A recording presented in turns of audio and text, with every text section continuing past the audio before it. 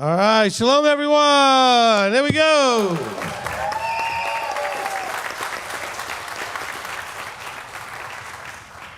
All right, I'm sure you guys all ate and are satisfied and are ready to read more and eat some more. Amen? We just went out and gave ourselves some physical sustenance, and now we're going to get some good spiritual sustenance. Amen. Okay, welcome to session 2 of our scripture reading in Midrash.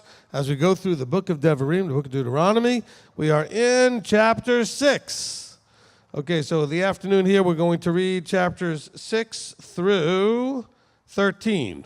Okay, 6 through 13. I've got 13 readings. So if you want to fill up the chairs over here, we've got 13 spots. We'll get those all filled up for those who want to read. All right. Just a reminder for all of you that were at the picnic that wanted to do the Pidyon HaBen but didn't have the coins, Shamash Kurt will be available right after we finish this afternoon to get you those coins, okay? So you'll meet with him, I would say, right here in the back of the room, okay? You'll meet here by the tables. He's also going to have the marketplace open for a little while if anybody needs anything out of the marketplace. All right? Excellent. Excellent. Okay, here we go. So Deuteronomy 6, we're going to do something a little bit different today than we're going to do in any of the other readings. There's a few of the sections that I'm actually going to read, okay? And we're going to do some reading actually together. Because Deuteronomy 6 has some powerful things that you should be very familiar with, like the Shema and the V'ahavta. All right, so Deuteronomy chapter 6. So we'll begin together. I'm going to read verses 1 through 3, and then we're going to all read verses 4 through 9, okay? And this is the command, the laws and the right rulings which Yahweh your Elohim has commanded to teach you to do in the land which you are passing over to possess. So that to fear Yahweh your Elohim, to guard all his laws and his commands which I command you, you and your son and your grandson all the days of your life, and that your days be prolonged. And you shall hear, O Israel, and shall guard to do, that it might be well with you, and that you increase greatly, as Yahweh Elohim of your fathers has spoken to you, in a land flowing with milk and honey. So, Brian, you can bring up the house together. Verse 4 through 9. Hear, O Israel, Yahweh our Elohim, Yahweh is one. And you shall love Yahweh your Elohim with all your heart, with all your being, and with all your might. And these words which I am commanding you today shall be in your heart. And you shall impress them upon your children, and speak of them when you sit in your house, and when you walk by the way, when you lie down, and when you rise up. And shall bind them as a sign on your hand, and they shall be as frontlets between your eyes, and you shall write them on the doorposts of your house and on your gates. Amen. Amen. All right, so we're going to bring up the first reader, and then as you guys are in line there, just kind of pay attention to where he's supposed to end so you can be lined up ready to go next, okay? Let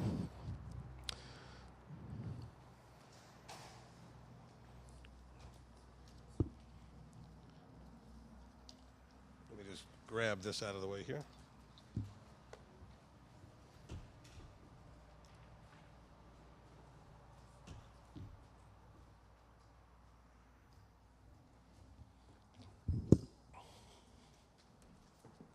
All right. You started us off this morning. You're starting us off again. Here's Bob. All right. He who blessed our fathers, Abraham, Isaac, and Jacob, may he bless Bob, who's come up to honor Yahweh in the Torah. May the set-apart one bless him and his family and send blessing and prosperity in all the works of his hands. Amen. Okay, you're going to take us now from verse 10 to the end of the chapter.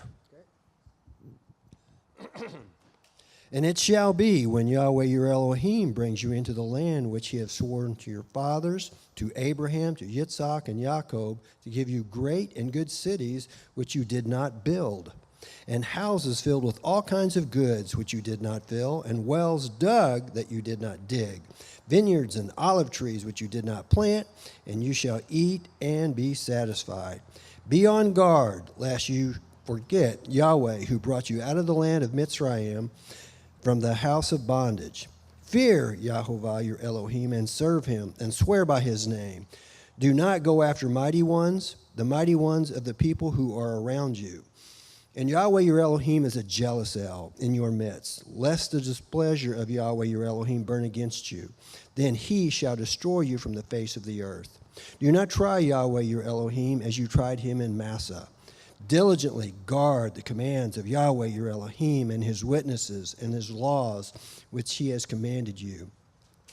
And you shall do what is right and good in the eyes of Yahweh, that it might be well with you. And you shall go in and possess the land of which Yahweh swore to you and your fathers, to drive out all your enemies from before you, as Yahweh has spoken. When your sons ask you in the time to come, saying, what is the meaning of this witnesses and the laws and the right rulings which Yahweh our Elohim has commanded you? Then you shall say to your son, we were slaves of Pharaoh in Mitzrayim, and Yahweh brought us out of Mitzrayim with a great, strong hand. And Yahweh sent signs, wonders, and great grievous upon Mitzrayim, upon Pharaoh, and upon his household before our eyes.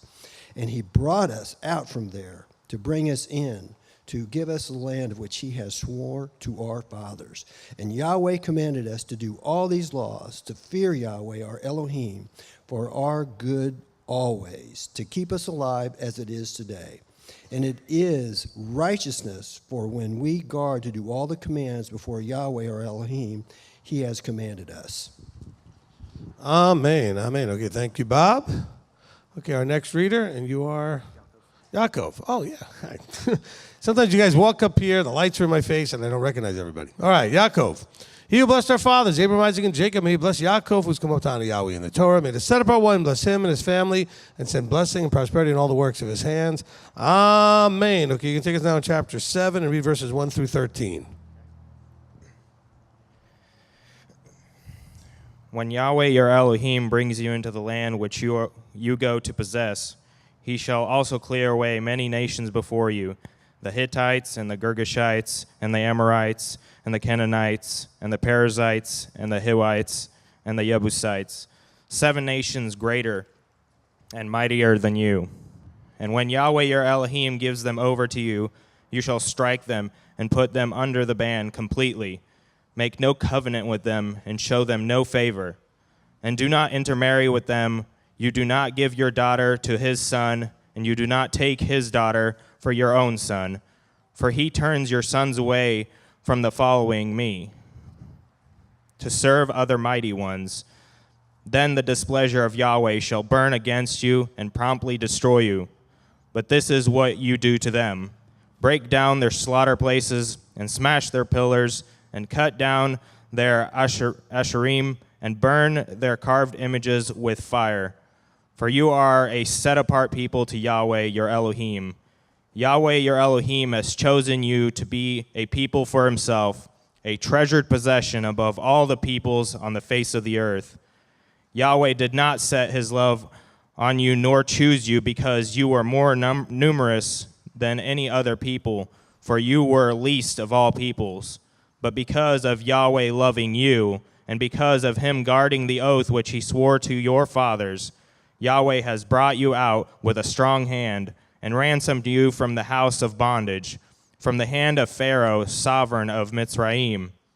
And you shall know that Yahweh your Elohim, he is Elohim, the trustworthy El, guarding covenant and loving commitment for 1,000 generations with those who love him, and those who guard his commandments, but repaying those who hate him to their face, to destroy them.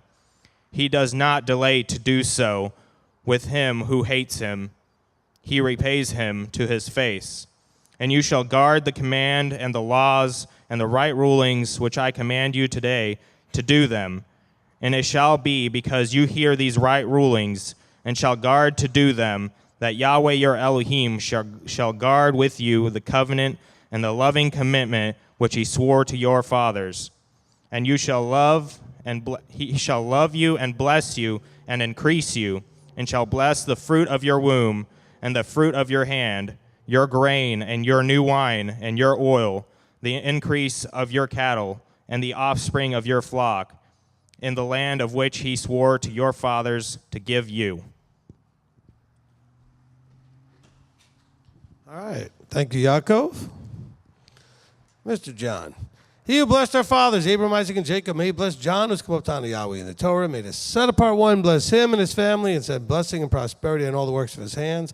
Amen. You're going to take us now from verse 14 to the end of the chapter. Blessed are you above all peoples. There is not going to be a barren man or barren woman among you or among your livestock. And Yahweh shall turn away from you all sickness and put on you none of the evil diseases of Mitzrayim which you have known, but he shall put them on all those who hate you. And you consume all the peoples who Yahweh your Elohim is delivering over to you. Your eye shall not pardon them. And do not serve their mighty ones, for that is a snare to you. When you say in your heart, these nations are greater than I am unable to drive them out. Do not be afraid of them. Remember well what Yahweh your Elohim did to Pharaoh and to all Mitzrayim, the great trials which your eyes saw, and the signs and the wonders, the strong hand and the outstretched arm, by which Yahweh your Elohim brought you out. Yahweh your Elohim does so to all the peoples of whom you are afraid. And Yahweh your Elohim also sends the hornet among them until those who are left, who hide themselves from you, are destroyed. Do not be afraid of them, for Yahweh your Elohim, the great and awesome El, is in your midst. And Yahweh your Elohim shall drive out those nations before you, little by little. You are not allowed to destroy them at once, lest the beasts of the field become too numerous for you. But Yahweh your Elohim shall deliver them over to you and destroy them with a great destruction until they are consumed. And he shall give their sovereigns into your hand, and you shall destroy their name from under the heavens. No one is going to be able to stand against you until you have destroyed them. The carved images of their mighty ones you are to burn with fire. Do not covet the silver or gold that is on them, nor take it for yourselves, lest you be snared by it. For it is abomination to Yahweh your Elohim. And do not bring an abomination into your house, lest you be accursed like it. Utterly loathe it and utterly hate it, for it is accursed. Over there. All right. This is the second time I get to read, because it has Deuteronomy 8:2 in it. Although I am going to let one of you read 10:12, so don't worry about that. Okay. So I'll read the first 6 verses, then we'll bring Zach up to finish the chapter. Guard to do every command which I command you today, that you might live, and shall increase and go in, and shall possess the land of which Yahweh swore to your fathers. And you shall remember that Yahweh your Elohim led you all the way these 40 years in the wilderness to humble you, prove you, to know what is in your heart, whether you guard his commands or not. And he humbled you and let you suffer hunger and fed you with manna which you did not know, nor did your fathers know, to make you know that man does not live by bread alone, but by every word that comes forth from the mouth of Yahweh. Your garments did not wear out on you, nor did your foot swell these 40 years. Thus you shall know that in your heart that as a man disciplines his son, so Yahweh your Elohim disciplines you. Therefore you shall guard the commands of Yahweh your Elohim to walk in all his ways and to fear him. Amen. Okay, Zach. He who blessed our fathers, Abraham, Isaac, and Jacob, may he bless Zach, who's come up down to Yahweh in the Torah. May the set apart one bless him and his family and send blessing and prosperity in all the works of his hands. Amen. Okay, take us from verse 7 to the end of the chapter.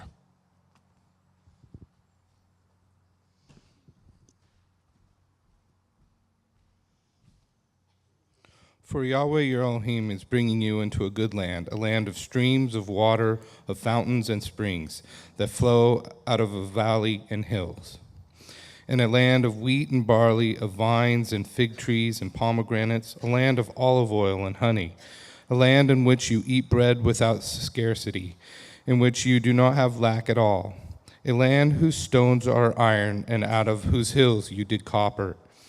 And you shall eat and be satisfied, and shall bless your Elohim for the good land which he has given you.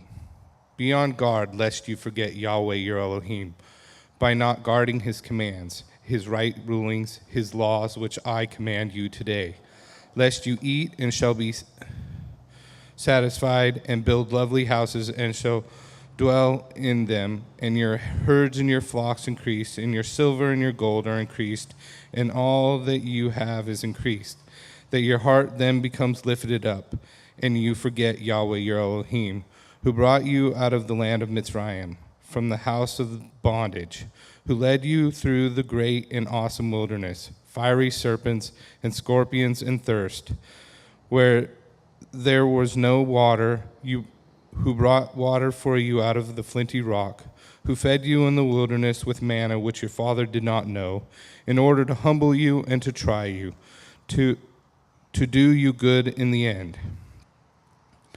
You then shall say in your heart, my power and the strength of my hand have made for me this wealth. But you shall remember Yahweh your Elohim, for it is he who gives you power to get wealth, in order to establish his covenant which he swore to your fathers as it is today. And it shall be, if you by any means forget Yahweh your Elohim and follow other mighty ones and serve them and bow yourself to them, I have warned you this day that you shall certainly perish. Like the nations which Yahweh is destroying before you, so you are to perish because you did not obey the voice of Yahweh your Elohim. Amen. Amen. All right, look at your first name again there. Chris. He who blessed our fathers, Abraham, Isaac, and Jacob, may he bless Chris who's come up down to Yahweh in the Torah. May the set apart one bless him and his family and send blessing and prosperity in all the works of his hands. Amen. Okay, Chris, you're going to take us now, chapter 9, verses 1 through 15.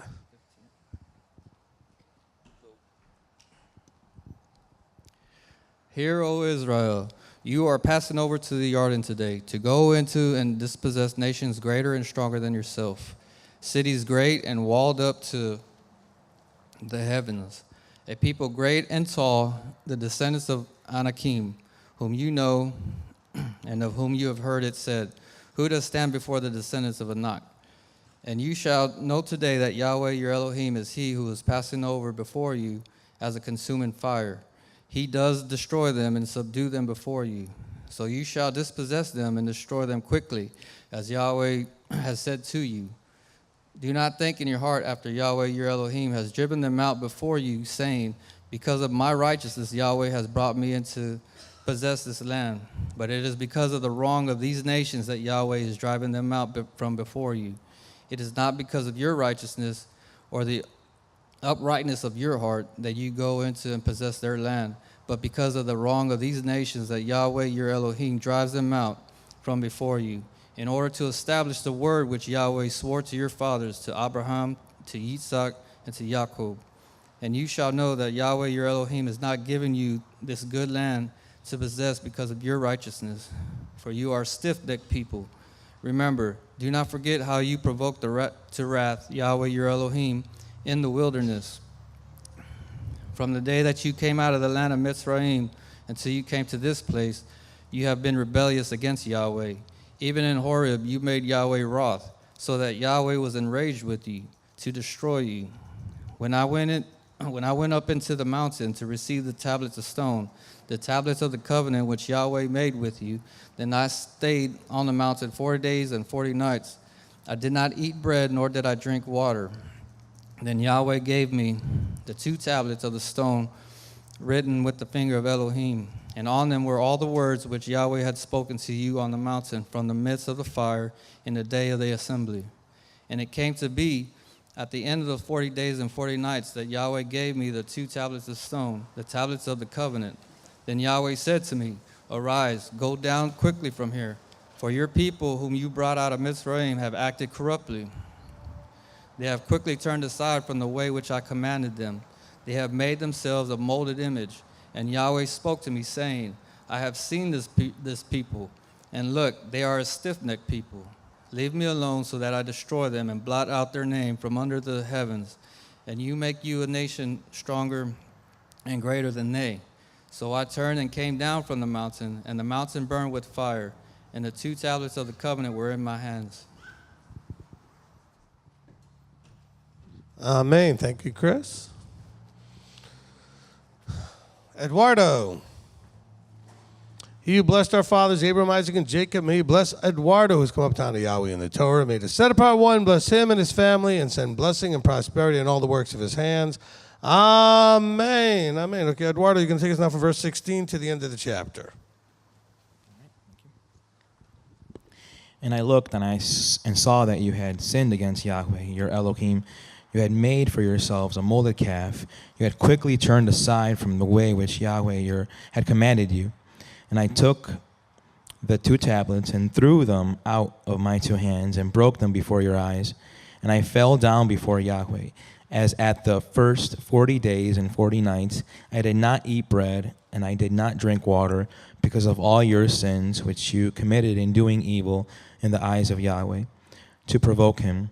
For I was afraid of the displeasure and rage with which Yahweh was wrought with you, to destroy you. But Yahweh listened to me that time once more, and Yahweh was very enraged with Aharon to destroy him. So I prayed for Aharon at that time also. And I took your sin, the calf which you had made, and burned it with fire, and crushed it, and ground it very small until it was as fine as dust.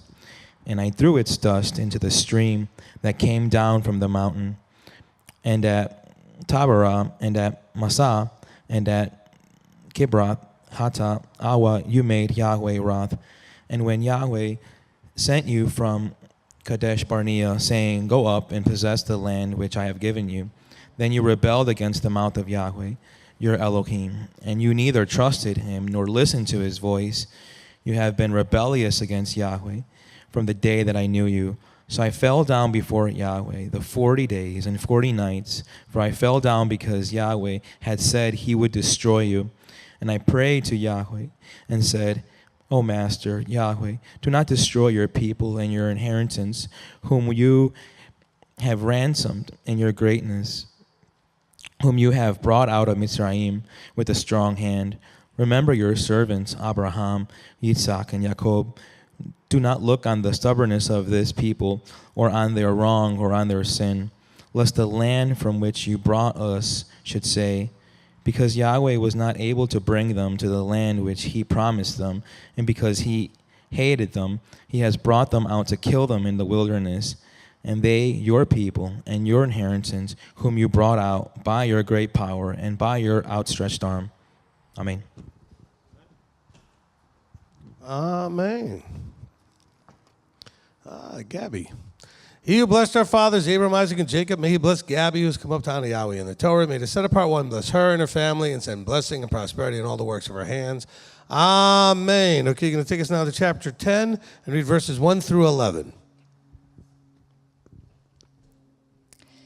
At that time, Yahweh said to me, Hew for yourself 2 tablets of stone like the first, and come up to me on the mountain, and you shall make yourself an ark of wood. Then I write on the tablets the words that were on the first tablets which you broke, and you shall put them in the ark. So I made an ark of acacia wood, hewed 2 tablets of stone with the first, and went up the mountain with the 2 tablets in my hand. And he wrote on the tablets, according to the first writing, the 10 words which Yahweh had spoken to you in the mountain, from the midst of the fire in the day of the assembly. Then Yahweh gave them to me, and I turned and came down from the mountain and put the tablets in the ark which I had made. And they are there as Yahweh commanded me. Now the children of Israel set out from the wells of Bnei Yachan to Mosera. Aharon died there, and he was buried there, and Eleazar his son became priest in his place. From there they set out to Gudgoda, and from Gudgoda to Yatbaha, a land of rivers of water. At that time Yahweh separated the tribe of Levi to bear the ark of the covenant of Yahweh, to stand before Yahweh, to serve him, and to bless in his name to this day. Therefore Levi has no portion, nor inheritance with his brothers. Yahweh is his inheritance, as Yahweh your Elohim promised him. And I stayed in the mountain for 40 days and 40 nights, and Yahweh heard me at that time also, and Yahweh chose not to destroy you. And Yahweh said to me, Arise, go before the people to set out, and let them go in and possess the land which I swore to their fathers to give them. Amen. Amen.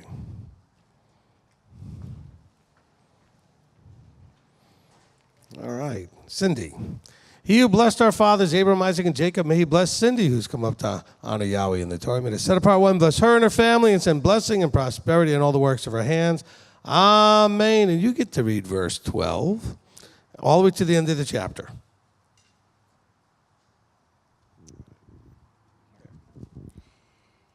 And now, Israel, what is Yahweh your Elohim asking of you, but to fear Yahweh your Elohim, to walk in all his ways, and to love him, and to serve Yahweh your Elohim with all your heart and with all your being, to guard the commands of Yahweh and his laws, which I command you today for your good. See, the heavens and the heaven of heavens belong to Yahweh your Elohim, also the earth with all that is in it. Yahweh delighted only in your fathers to love them, and he chose their seed after them, and above all peoples, as it is today. And you shall circumcise the foreskin of your heart, and harden the neck no more. For Yahweh your Elohim is Elohim of mighty ones and master of masters, the great El, mighty and awesome, who shows no partiality nor takes a bribe. He executes right ruling for fatherless and the widow, and loves the stranger, giving him food and a garment. And you shall love the stranger, for you were strangers in the land of Mitzrayim. Fear Yahweh your Elohim, serve him and cling to him, and swear by his name. He is your praise, and he is your Elohim, who has done for you these great and awesome deeds which your eyes have seen. Your fathers went down to Mitzrayim with 70 beings, and now Yahweh your Elohim has made you as numerous as the stars of the heavens.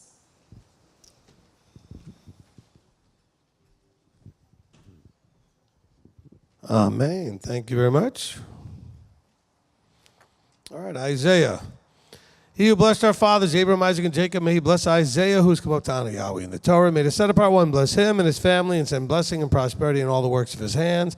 Amen. Okay, you take us down to chapter 11 and read verses 1 through, I think it was 17. Hold on. I forgot as I walked over here. Yes, 1 through 17. And you shall love Yahweh your Elohim and guard his charge, even his laws and his right rulings and his commands always. And you shall know today, for it is not your children who have not known and who have not seen the discipline of Yahweh your Elohim, his greatness, his strong hand, and his outstretched arm, and his signs and his works which he had done in the midst of Mizraim to Pharaoh, sovereign of Mizraim, and to all his land. And that which he had done to the army of Mizraim, to their horses and their chariots, when he had made the waters of the sea of reeds overflow them as they pursued you, and how Yahweh has destroyed them to this day. And what he had done for you in the wilderness till you came to this place, and what he had done to Dathan and Abiram, and sons of Eliab, son of Reuben, when the earth opened his mouth and swallowed them up, and their households and their tents, and all the living creatures that were in their possession in the midst of all Israel. For yours are the eyes that saw all these great works of Yahweh, which he did. And you shall guard every command which I command you today, so that you are strong and shall go in and shall possess the land which you are passing over to possess, and to prolong your days in the land which Yahweh swore to give your fathers to them and their descendants, a land flowing with milk and honey. For the land which you are going in to possess is not like the land of Mizraim, from which you have come, where you sowed your seed and watered it by foot as a vegetable garden.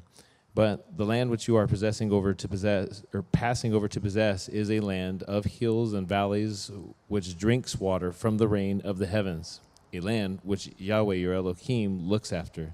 The eyes of Yahweh your Elohim are always on it, from the beginning of the year to the latter end of the year. And it shall be that if you diligently obey my commands, which I command you today, to love Yahweh your Elohim, and to serve him with all your heart and with all your being, then I shall give you the rain for your land in its season, the early rain and the latter rain, and you shall gather in your grain and your new wine and your oil. And I shall give grass in your fields for your livestock, and you shall eat and be satisfied. Guard yourselves, lest your heart be deceived, and you turn aside and serve other mighty ones, and bow down to them. Then Then the displeasure of Yahweh shall burn against you, and he shall cut up the heavens, and there be no rain, and the land not give its increase, and you shall perish quickly from the good land which Yahweh is giving you. Amen. Just a reminder for me and for the rest of you, on the screen when you're reading is the verses. Well, the range. I forgot it's there too, so I could have just looked over there instead of walking back to my papers. All right, thank you, Isaiah. Kathy? He who blessed our fathers, Abraham, Isaac, and Jacob, may he bless Kathy, who's come up to honor Yahweh in the Torah. May the set-apart one bless her and her family and send blessing and prosperity in all the works of her hands. Amen. All right, so Kathy, you're going to take us now from verse 18 to the end of the chapter.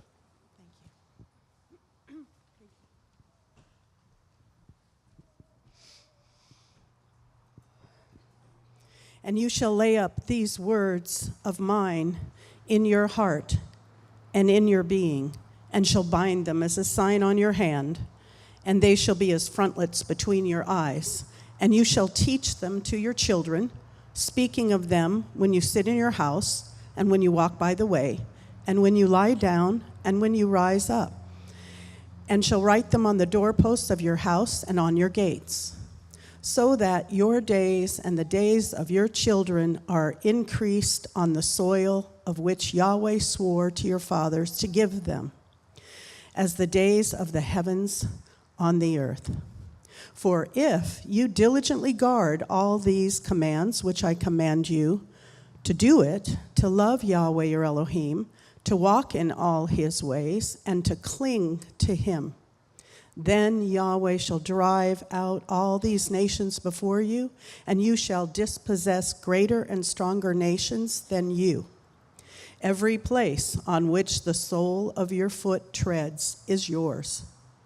From the wilderness and Lebanon, from the river, the river Euphrates, even to the western sea, is your border. No man shall stand against you. Yahweh, your Elohim, shall put the dread of you and the fear of you upon all the land where you tread, as he has spoken to you. See, I am setting before you today a blessing and a curse. The blessing, when you obey the commands of Yahweh, your Elohim, which I command you today, and the curse, if you do not obey the commands of Yahweh, your Elohim, but turn aside from the way which I command you today, to go after other mighty ones which you have not known. And it shall be, when Yahweh your Elohim has brought you into the land which you go to possess, that you shall put the blessing on Mount Gerizim and the curse on Mount Ebal. Are they not beyond the Yarden, toward the setting sun, in the land of the Canaanites, who dwell in the desert plain opposite Gilgal, beside the terebinth trees of Moreh? For you are passing over the Yarden to go in to possess the land which Yahweh your Elohim is giving you, and you shall possess it and dwell in it, and shall guard to do all the laws and right rulings which I am setting before you today. Amen. Thank you, Kathy. All right, Amy. He who blessed our fathers, Abraham, Isaac, and Jacob, may he bless Amy, who's come up to honor Yahweh in the Torah. May the set-apart one bless her and her family and send blessing and prosperity in all the works of her hands. Amen. Okay, you're going to take us into chapter 12 and read verses 1 through 16.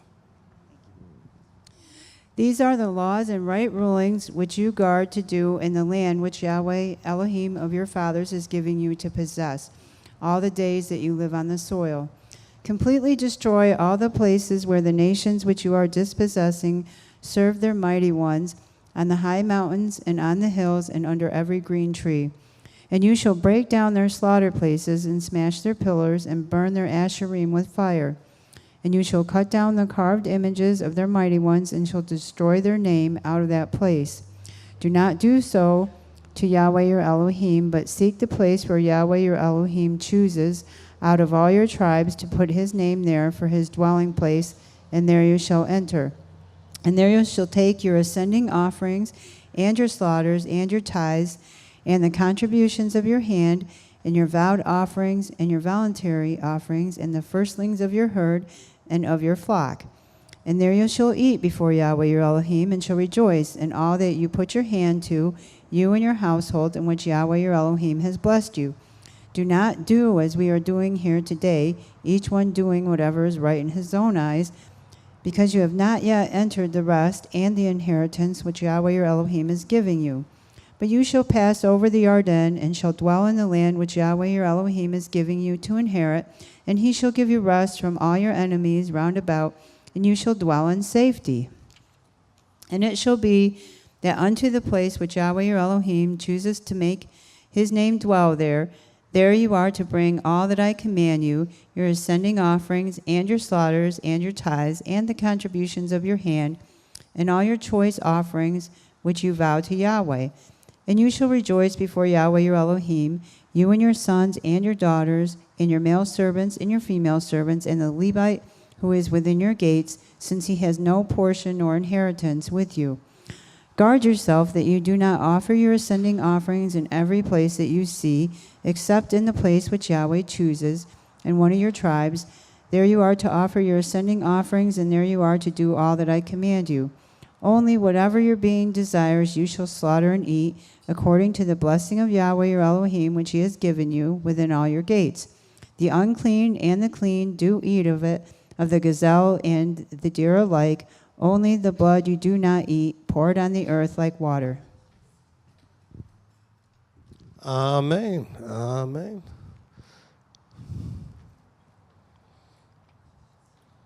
Those stairs are tricky. Corinne. He who blessed our fathers, Abraham, Isaac, and Jacob, may he bless Corinne, who's come up to honor Yahweh in the Torah. May the set apart one bless her and her family, and send blessing and prosperity in all the works of her hands. Amen. Okay, you're going to take us now from verse 17. Oh, 18, where are we up to? 17 to 32.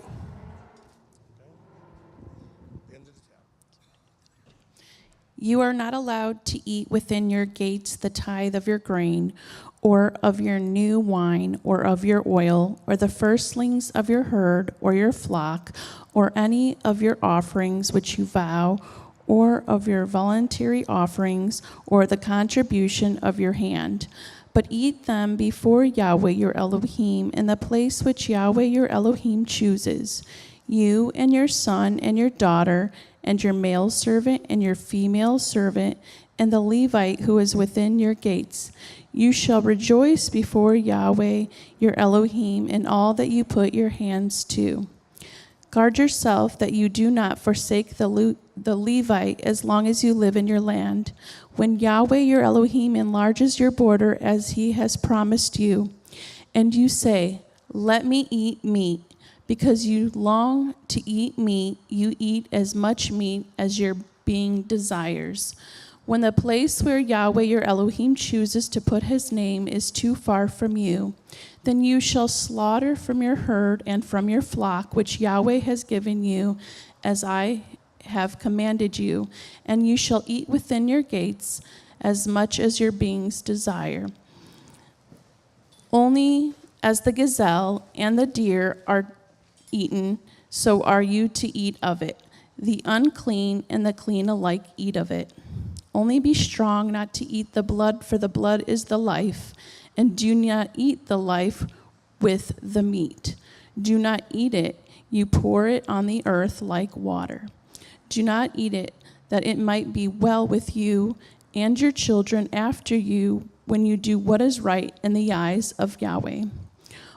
Only the set-apart gifts which you gave and your vowed offerings you are to take up and go to the place which Yahweh chooses.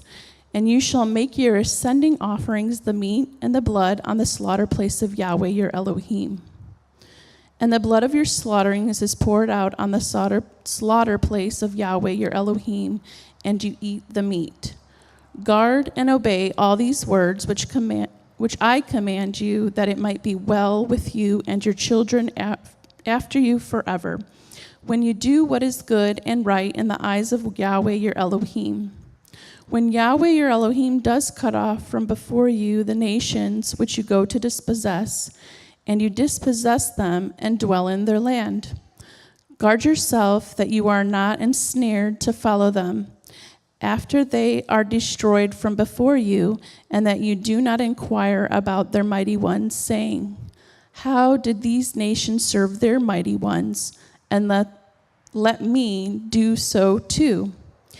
Do not do so to Yahweh your Elohim, for every abomination which Yahweh hates they have done to their mighty ones, for they even burn their sons and daughters in the fire to their mighty ones. All the words I am commanding you, guard to do it. Do not add to it nor take away from it. Amen. Okay, our final reader, Janet.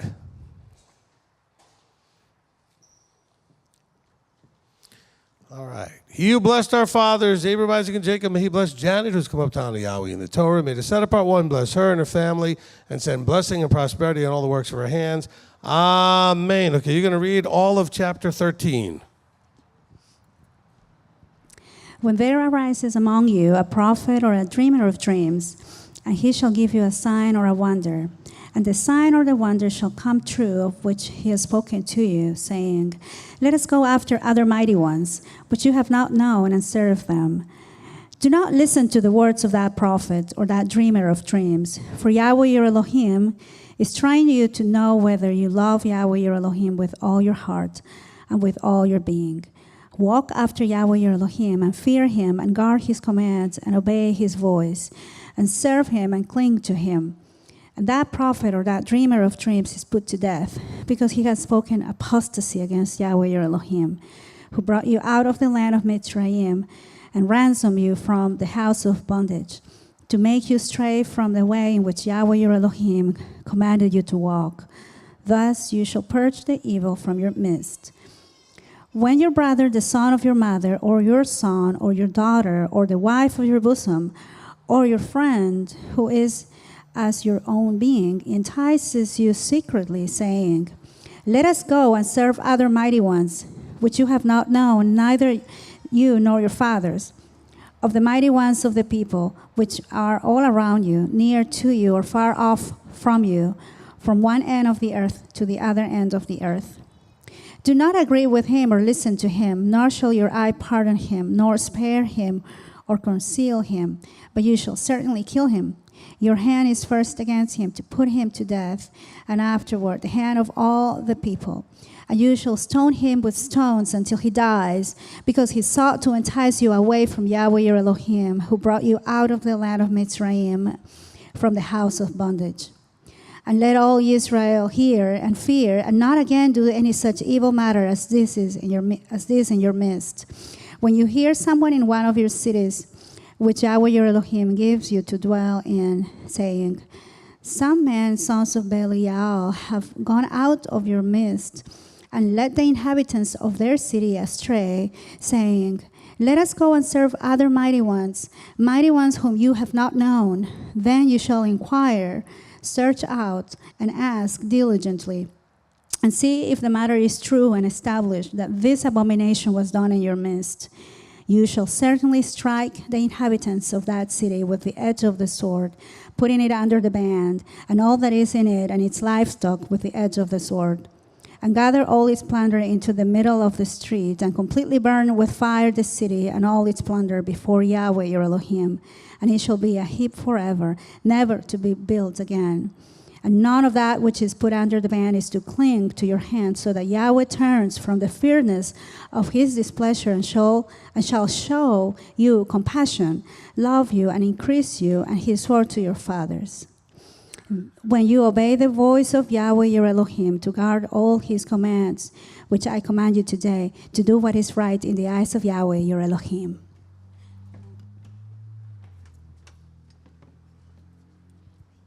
Amen. Amen.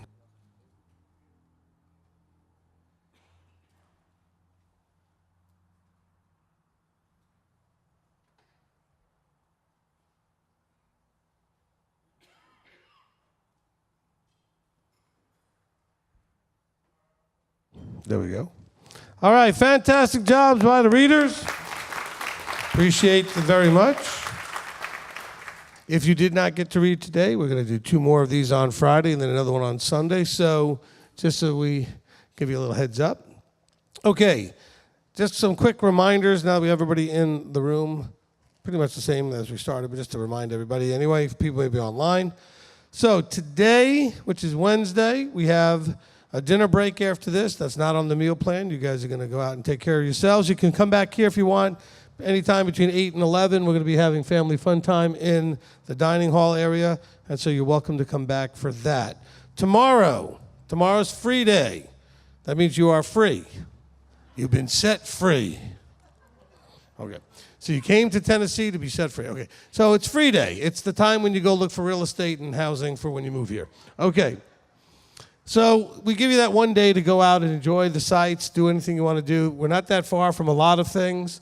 Okay, Atlanta's like an hour and a half, 2 hours south. You've got Knoxville and then Pigeon Forge and Gatlinburg and all this stuff about hour and a half to 2 hours north of here. So we've got lots of things going on in the Smoky Mountains up there. Chattanooga's got a great aquarium. There's all kinds of cool things. So you might want to do some of those things. Okay, so there will be nothing happening here on property until 8 o'clock, and we're also going to do some more of that family fun time. Okay, so nothing happening on the property here until 8 o'clock. Anybody that still hasn't checked in and needs to check in, we'll be having the check-in desk and the marketplace, I guess, open a little bit during that time, at about 8:30 to 9:30 tomorrow night, okay? All right, I think that should cover it for the announcements. Let's go ahead and get into the discussion. We got a lot to discuss today. So if you want to ask a question, make a comment, share some thoughts, you can come and line up over here by the podium. If you're online, we've got Shamish Kurt, he's got the live stream desk, and he'll take care of those things. Okay, we are covering chapters 6 through 13, and we can begin with Shamish Steve. Okay, they had, I feel like I'm which I'm guessing what you have to ask is in chapter 6. Yes, 6:4. I found it interesting that it says, "Hear, O Israel, Yahweh, our Elohim, Yahweh is one." So why would they want to denote Yahweh as one? So I thought maybe they want us to realize that the definition of one is at one or in agreement or harmony. So if it's ourselves to become with him, we need to find a way to work with ourselves to become in harmony with ourselves before we can become harmony with one another and him. Amen. That's good. Look, one of the reasons why it talks about Yahweh Echad, Yahweh is one, we understand that Echad could also be that sort of like husband-wife become Echad, so it's two becoming one. The point is that there is no division. There's full agreement, there's full unity, there's full uniformity. I mean, they're together as one. Even though there's the Father and a Son, they are like one. Yeshua says, everything my Father says to do, I do. Everything he wants me to say, I say. Where there's no division. And you got to remember, at the time this is being written, there was this, and still is, but even then especially, this abundance of things people thought were gods. And so the constant reminder is, there's one. Okay? This is your God. This is your Elohim. Everybody else might have 37 of them or more, whatever it is, but you've got one. There is only one, and that's what you need to know. Now, for all of you that are having a meltdown now, well, what about Yeshua? Listen to the Father and the Son teaching, okay? That will help explain where that all plays out. Okay, continuing here with Janet. Rabbi, thank you. 6:13, when it says, is it 6:13? But it says, and swear by his name. Yes. Can you help me understand that swearing? Can you elaborate a bit Okay, more? so why do we swear? Because we're angry. No, that's not the kind of swearing we're talking about. Why do we make an oath? Okay, we're making an oath because we want to really convince the other person that we're going to do it. We're going to follow through. And so it says here, fear Yahweh your Elohim and serve him and make your commitments in his name. Keep your commitments that are in his name. In other words, just like you would swear an oath because you want to really convince somebody that you're going to do what you said, well, you made a covenant And he's saying, and I need you to be committed to do what you said. So it's not like actively telling you to make some sort of oath or swear. He's saying, look, treat this behavior, this lifestyle, this relationship. It says, Yahweh your Elohim, he says, fear him and serve him. How do we do that? We do it just like we would an oath, where we're really trying hard to convince the other person we're going to keep what we said.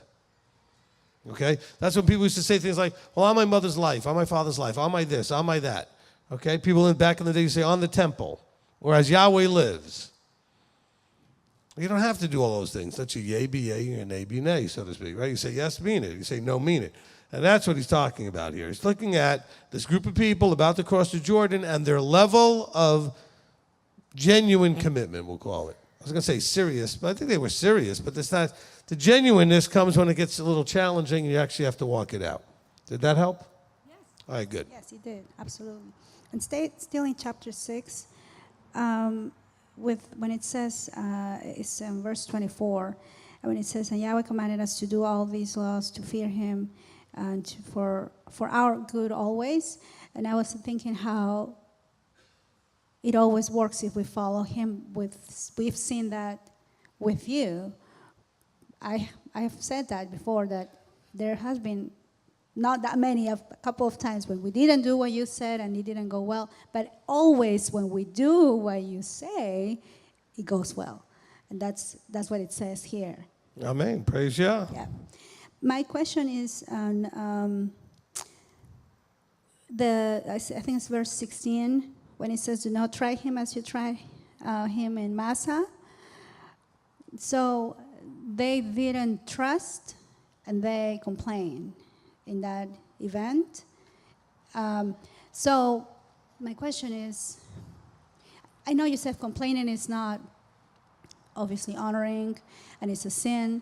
When we approach him in prayer with a situation, how can we express the frustration without complaining? I don't think I'm complaining, but there's also like a way to express that to him. All right, you got to understand there's some differences of what's going on here, and either Brian or Ben, if you can kick the wedges up just a hair, okay? All right, so there's a big difference between generally complaining or having issue with life. Life isn't going the way I want. Life's frustrating. It's different when you're complaining about something that he's supposed to be providing versus stuff that you're expecting your husband, your children, your boss, your friends, other people to be providing, okay? So when we go before him and we're kind of a little whiny and complaining about life in general, that's somewhat understandable as children that we might do that. I don't recommend it very much, but from time to time we might do that. The problem was that they were whining to him about something he was supposed to be doing by not trusting that he would do it. He said, don't test this is like a parent saying to a child, don't test me. He says, don't try Yahweh your Elohim as you did over here. By try meaning, not like they put him to the test, they were testing his patience and they weren't trusting and believing his word. He didn't bring him out to starve, he didn't bring him out to die of thirst. And so when there isn't anything anybody can do, you turn confidently to him, knowing he's going to figure out, he already has a plan for how he's going to handle it. We just have to be patient. We have to be patient. Okay? Do you see the difference? All right, good. Rocky. Thank you, Rabbi. We got the usual suspects up here, Steve, then Janet, then Rocky. Cool deal. Good. Yeah. So imagine that. So, Deuteronomy 6. And it talks about many places in Deuteronomy, but it talks about these images, these carved images. And it's like, man, I don't really have no carved images. I really don't, I don't have things. I mean, I worship people. I did do that, and I can still do that. I definitely can have a twisted imagination. I can have these twisted images, be an enemy or be hostile. And I lived in the wrong way, and I was hostile. I had this image of Yahweh that was twisted. It wasn't right. In imagination, it's to form I hate when I do that. To form a resolution to be in distress, or to mold into, or even like form like a potter. Even it's this thinking, and how my thinking has created these other gods, that think that I'm self-sovereign, that I know more, and I don't know if you can expand on what I'm trying to say. I know you can speak Rocky, because that's all I have. I can. Thank you. Okay. Look, we should all be looking for what it looks like in our life. And that doesn't mean it's going to be literal. Like, for example, you may not have carved images or molded images and those kind of things. But it's understanding that we can look to things and think they're him when they're not. Even in 1 Kings, Elijah had this problem. Okay, in 1 Kings 19, in verse 11, it says, "And he said, go out and stand on the mountain before Yahweh, and see Yahweh pass by. And a great and strong wind tearing the mountains and breaking the rocks in pieces before Yahweh. But Yahweh was not the wind. And after the wind, an earthquake. But Yahweh was not the earthquake. And after the earthquake, a fire. But he wasn't the fire. And after the fire, a still small voice." See, human beings tend to look to symptoms, the effect of something, but not necessarily the cause. They don't understand that causality. And so I think what you're talking about is, if we're really going to get what we need to get in our life, we have to see who and what he really is, and not think of something else and look to something else. And we can get confused that things that we say, oh, that wind must be him. No, he made the wind. The earthquake was him. Well, yeah, he made the earthquake, but that's not him. And this is, so even Elijah needed to have this sort of made more clear through this experience. Did that help answer the question? All right, good. All right, so I think all of us can experience that, because we have to be really, really careful and say, okay, there's one thing to look at something in Scripture and go, well, that applied to something that doesn't apply to me because that situation doesn't exist for me. Like, for example, we might see all the temple service-related things, and you say, well, there's no temple. Well, that's a reasonable thing to say. There is no temple, so those things would not be things you need to worry about how to do right now. However, you may also look at something like, well, don't make molded images. You're like, well, I never do that, and then don't think another thought about it. Well, what about other things you may be setting up as idols? Thinking of them as him, seeing him in places he's not, seeing things as him that are not. And so that could really be a problem. So you just always want to say, what in my life does that look like? It may not look literally like what you're talking about in the Scripture, Father, but what does it look like in my experience? All right, Eduardo. Shalom, Rabbi. Shalom. 2 weeks ago, there was an In Focus that came out from the 11 Torah teachings, and it was called Impress Them, and it was you going in depth on Devarim 6:7 about impressing them to your children.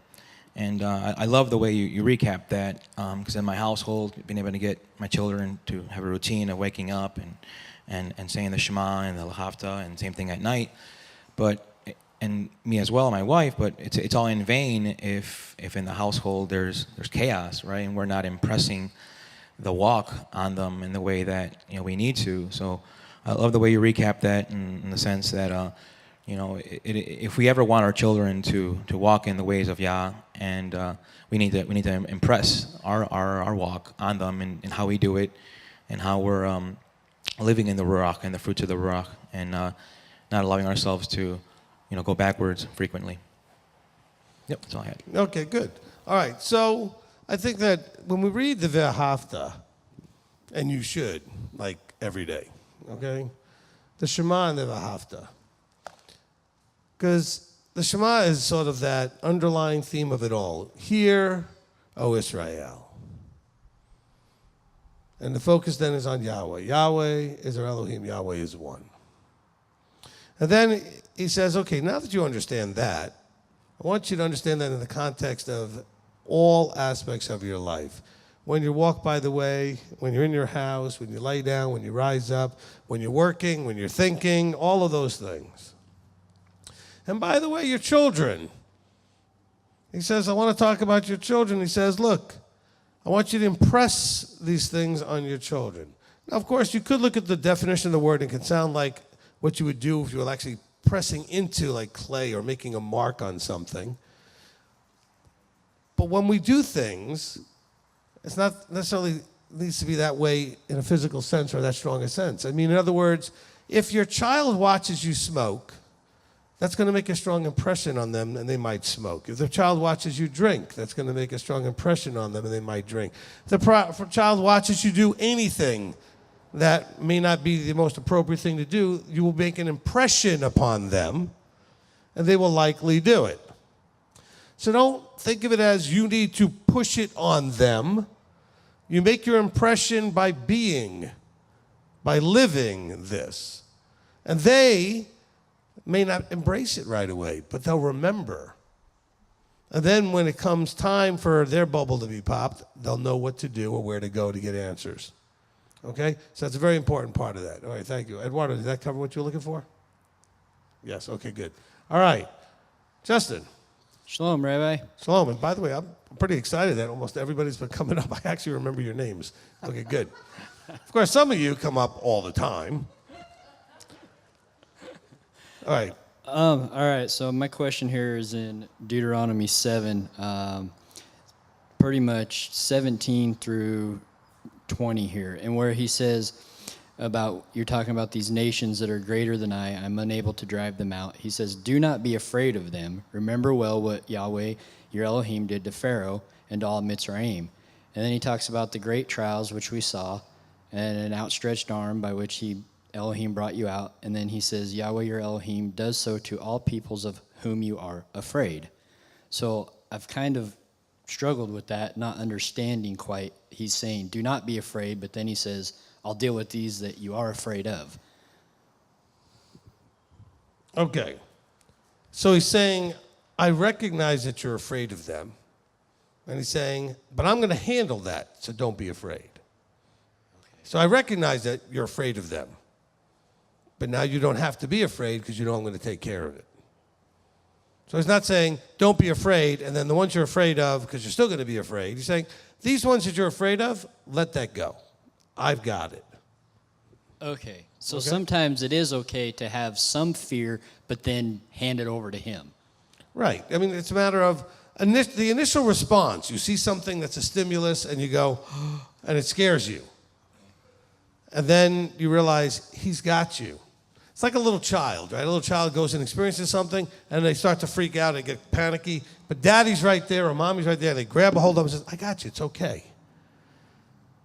So this thing that you're afraid of, I'm going to handle it. You don't need to be afraid of it. That's really what he's trying to say, okay? All right, Nigel.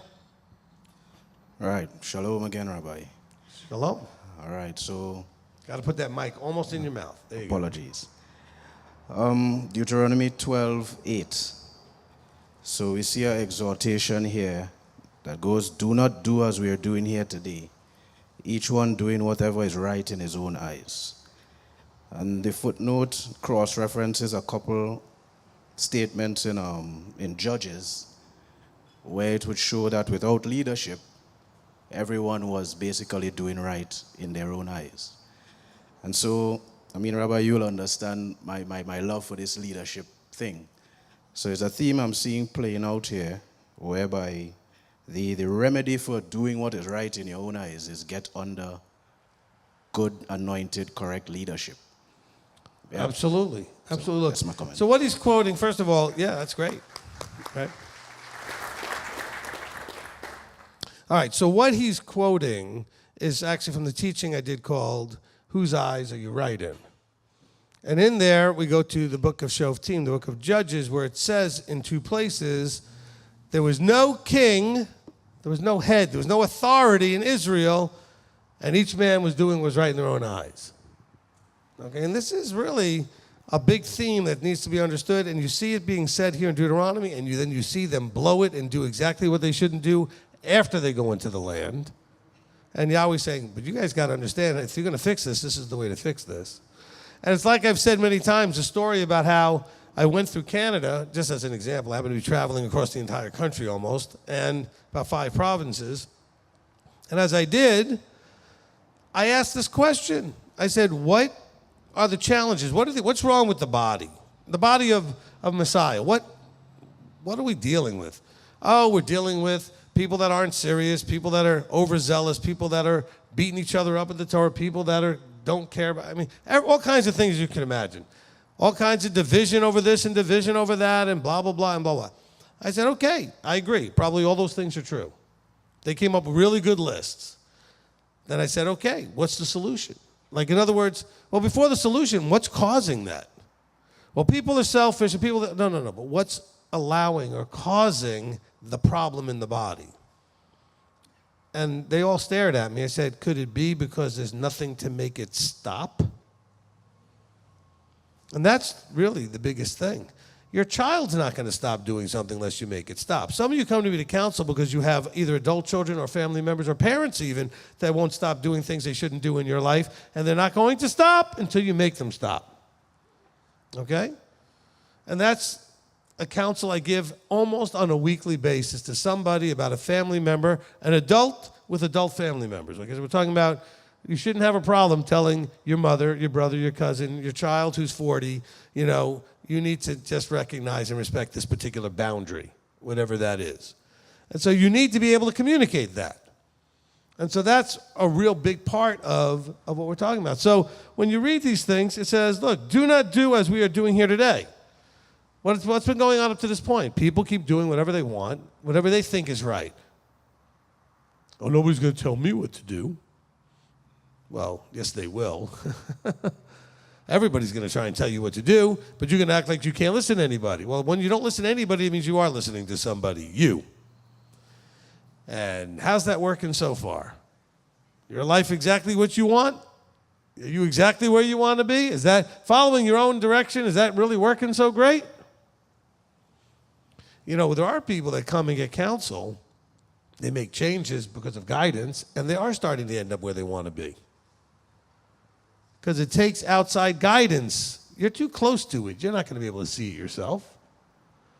And so what tends to happen is without authority structure in your life, you tend to do what's right in your own eyes.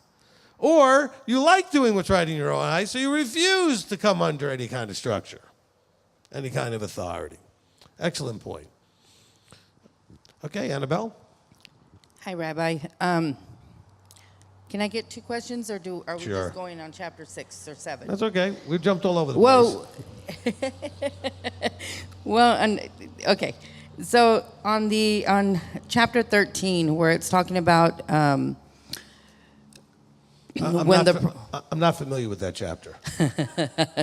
when the prophet, dreamer of dreams, and this is this talking about just a prophet or people who have dreams that say something and then it doesn't come to pass, or is it talking about all dreamers of dreams? No, look, this is look at the whole context of it. When there arises among you a prophet, what's a prophet? Somebody that claims to speak on behalf of Yahweh with authority. Okay? It says, or a dreamer of dreams, which is connected to the same idea of somebody saying, I had this dream, and now I need to share with you, or I have a word for you, and all those kind of wonderful people we talked about in the morning session, okay? Now notice the context, though. It's not just anybody having anything. It says, and the sign or wonder shall come true, and they're using it to lead you away from Yahweh towards something else. This is what we're talking about. All right, so if somebody's having dreams, you may want to get counsel to understand or deal with your dreams. I'm not necessarily claiming to be any kind of dream interpreter. I'm really not. But at least I can help you understand if it's just more often than not, it's just your brain processing. Okay, your subconscious mind, when you are asleep, sorts out all the junk and stuff that you didn't really give it time to do while you're awake. So your mind can go into all kinds of interesting places, and it doesn't mean that messages are all in that necessarily. I'm not saying that never happens. I'm saying, well, most of the time it isn't there. Okay? All right. So when you look at this, we're talking about specific people that are holding themselves up as Yahweh representatives in some form. I have this message for you, and then the sign or wonder happens, which makes you really impressed and excited, and you then think that makes them genuine, and it validates them. And then what do? You may follow them often wherever they're going, okay? For example, I do get, not as often as I used to, but fairly regularly, people emailing me links to some quote-unquote prophet, prophetess, whatever, who's out there dreaming dreams and getting words from Yahweh and everything else about end-time events, blah, blah, blah. And they're all mainstream Christians, and they're Messianics. They might as well be mainstream Christians. You know, they're claiming to be Messianic. And I don't understand why they're sending them to me. Because the last thing they said happened. I've got Deuteronomy 13. I don't want to. Look, I'm looking right at the camera here. Looking at all of you. I have zero, okay, like nothing, zero interest in anything coming out of anybody's mouth that's not covenanted. Period. I don't care if everything they say actually happens. Those are guys I'm worried about. That's what Deuteronomy's talking about. He's saying they said it and it happened. And the more it happens, the more scary they are. Because guess what? There's one coming that everything he says is going to happen. And he ain't the right one. The false Messiah is going to be exactly all that. Which is why, if possible, even the elect would be deceived and follow. And so, mostly people don't do this anymore because they know how I feel about it, so I don't get them as often. But a lot of you are still listening to those people. All right. To those of you who I'm not your teacher, I'm not whatever, you just happen to find me, ignore the next statement. If I have any relational influence over you, stop listening to anyone who's not Torah covenanted.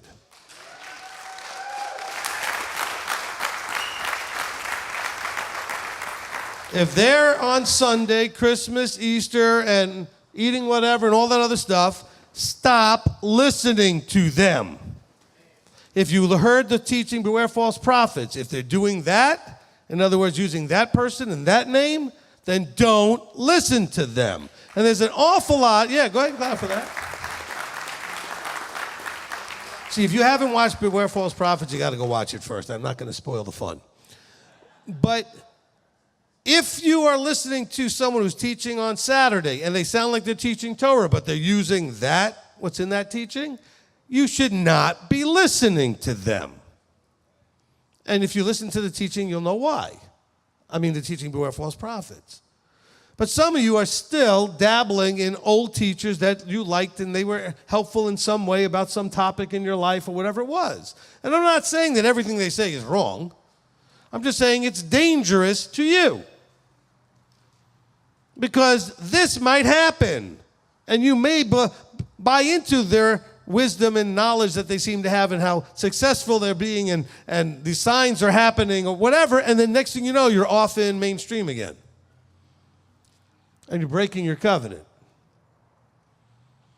You need to knock that off completely, okay? Now, everybody else, you do whatever you want. But the people I'm telling you, you cannot be doing that. That goes against what he's talking about here. Don't stick, look, you can't put a tiny little bit of poison in a drink and think it's not going to kill you. Doesn't take a whole lot. And it may not kill you right away. You know, you get a tiny little bit of radiation poisoning, and you're not going to just die immediately. It's not going to be fun for a while, though, until you do, as you deteriorate and get worse. So just keep that in mind, okay? You can't be doing it, because I got people telling me all the time, oh, I got this great teaching. Okay, where'd you hear from? Oh, this person is a mainstream Sunday Christian guy or woman. Why would I listen to that? Oh, because, don't give me because. If Yahweh wants me to know and he wants you to know, he's going to use an Ephesians 4 person. All right? Oh, but this person says they're an apostle, or this person says they're an evangelist. I don't care what they say. You can call yourself anything you want, doesn't make you it. You know? I mean, I can claim I'm a car, but I'm a person. Okay? I can claim I'm anything. Actually, in this world, people are claiming all kinds of stuff that they're not. These people have got to be Ephesians 4 Torah pursuant, Torah observant, covenanted, what Yahweh says I do, people. They cannot be doing Sunday, Christmas, Easter, pork, shellfish, and all the rest of it. I'm not even talking about the obvious stuff. They can't be also cheating and doing all the other things that they do on their spouses and everything else, because this comes up in the mainstream all the time. And so, why are you listening to them? By the way, there is an addendum to chapter 13 we're going to get to in the next readings at the end of chapter 18. Okay? So chapter 18 addresses the other side of this in the last two verses, verse 21, 22. And when you say in your heart, how do we know the word of Yahweh which was not spoken? Okay, well, it starts in the previous verse. The prophet, verse 20, who presumes to speak a word in my name, which I did not command him to speak, or speaks in the name of other mighty ones, even that prophet shall die. Well, how do we know who that is what he says. How do we know it's not what you told him to say? He goes, when the prophet speaks in the name of Yahweh, the word doesn't work. It doesn't happen. It doesn't come to be. He says, that's the word Yahweh didn't speak. That prophet has spoken presumptuously, and you should not listen to them. Don't reverence them. He says, do not be afraid of them. Not afraid, like, don't have awe and reverence for them. Don't be impressed with them. So all of you that still listen, all those so-called Messianic guys who named the blood moons and named this and named that, and all those things happened and then nothing happened, even though they didn't say nothing would happen. Why are you still listening to them? Some of you out there are thinking, oh, this guy's good. He's just trying to get everybody just to listen to him. I don't care if you listen to me. I want to try to figure out why you're listening to them. I already know you're not listening to me. Some of you are. I'm not wanting to be, discount the few of you that actually do listen.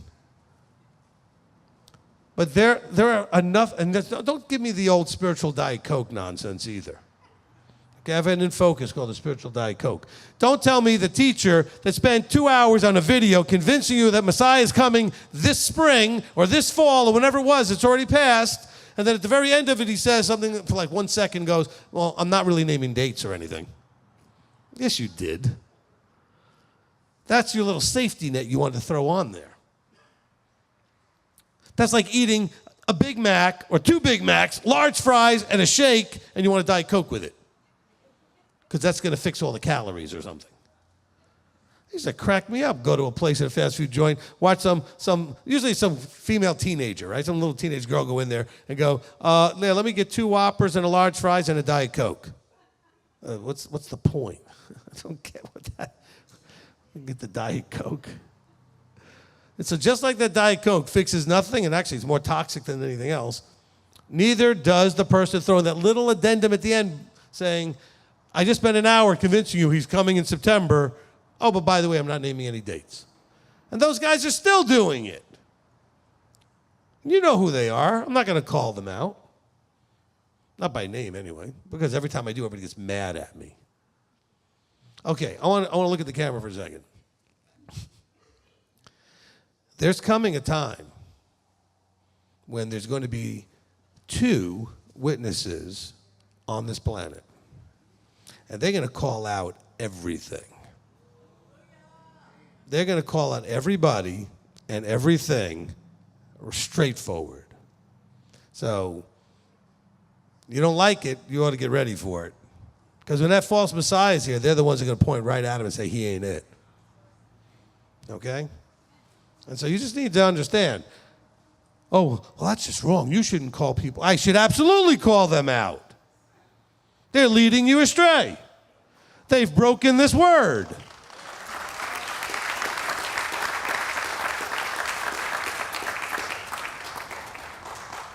So let's be really careful. So you know how subtle this first part can be, the Deuteronomy 13? The second part was Deuteronomy 18 there, where we had the last with the one who, he says it doesn't happen, which is a lot more obvious, right? They say it doesn't happen.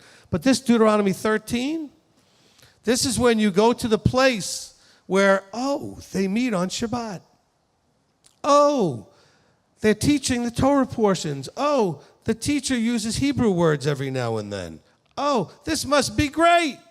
And then they sneak in Jesus, and they sneak in all other charismatic and all other mainstream and all other. Their doctrinal positions are still Christian. They're still talking about going to heaven and hell. They're still talking about grace in the way that grace really isn't. They're still talking about salvation the way it's not. They're still, you know how you can have a telltale sign? If they're still going about saying that using things like born again and salvation as statuses, you're already in a problematic place. They don't know what the status really is. You know what the status you have is? Either you're clean or unclean, either you're covenanted or you're uncovenanted. That's it. That's it. No, I'm saved. Good for you. I don't know what to tell you. All right, good for you. And in case any of you are wondering, well, man, this guy is so uncaring. Well, I just did some sort of scanning test thing that tests all whatever kind of stuff, and it came out that I have no emotions. So there you go. It's official. Right? Okay? I mean, I'm not making this up. It's something that scans for your blood, it scans for all your systems, it scans for all of the different things about your body and everything else, and also you're emotional, and she said, this is weird, you really don't have emotions. I told you. When I say I don't care, I don't care. But I don't think the job can be done on this level, without at least some of that, because it'd be too hard. It'd be too hard. Now, I do care. I do everything I do because I absolutely am obsessed with you getting in. Okay?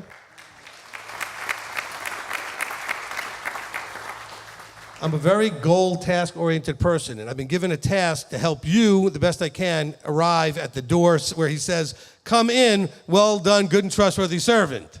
Okay? I don't mean like the door like some pearly gate, but I mean when the kingdom starts, okay? When Yeshua arrives, you're ready to be changed in that twinkling, all right? That's my obsession. That's why I say the things I do. And some of you think, why does he talk about it? Because I do care about one thing, you getting in, okay? And so, yeah, I will say some things that are not popular with some people. But somebody's got to say it.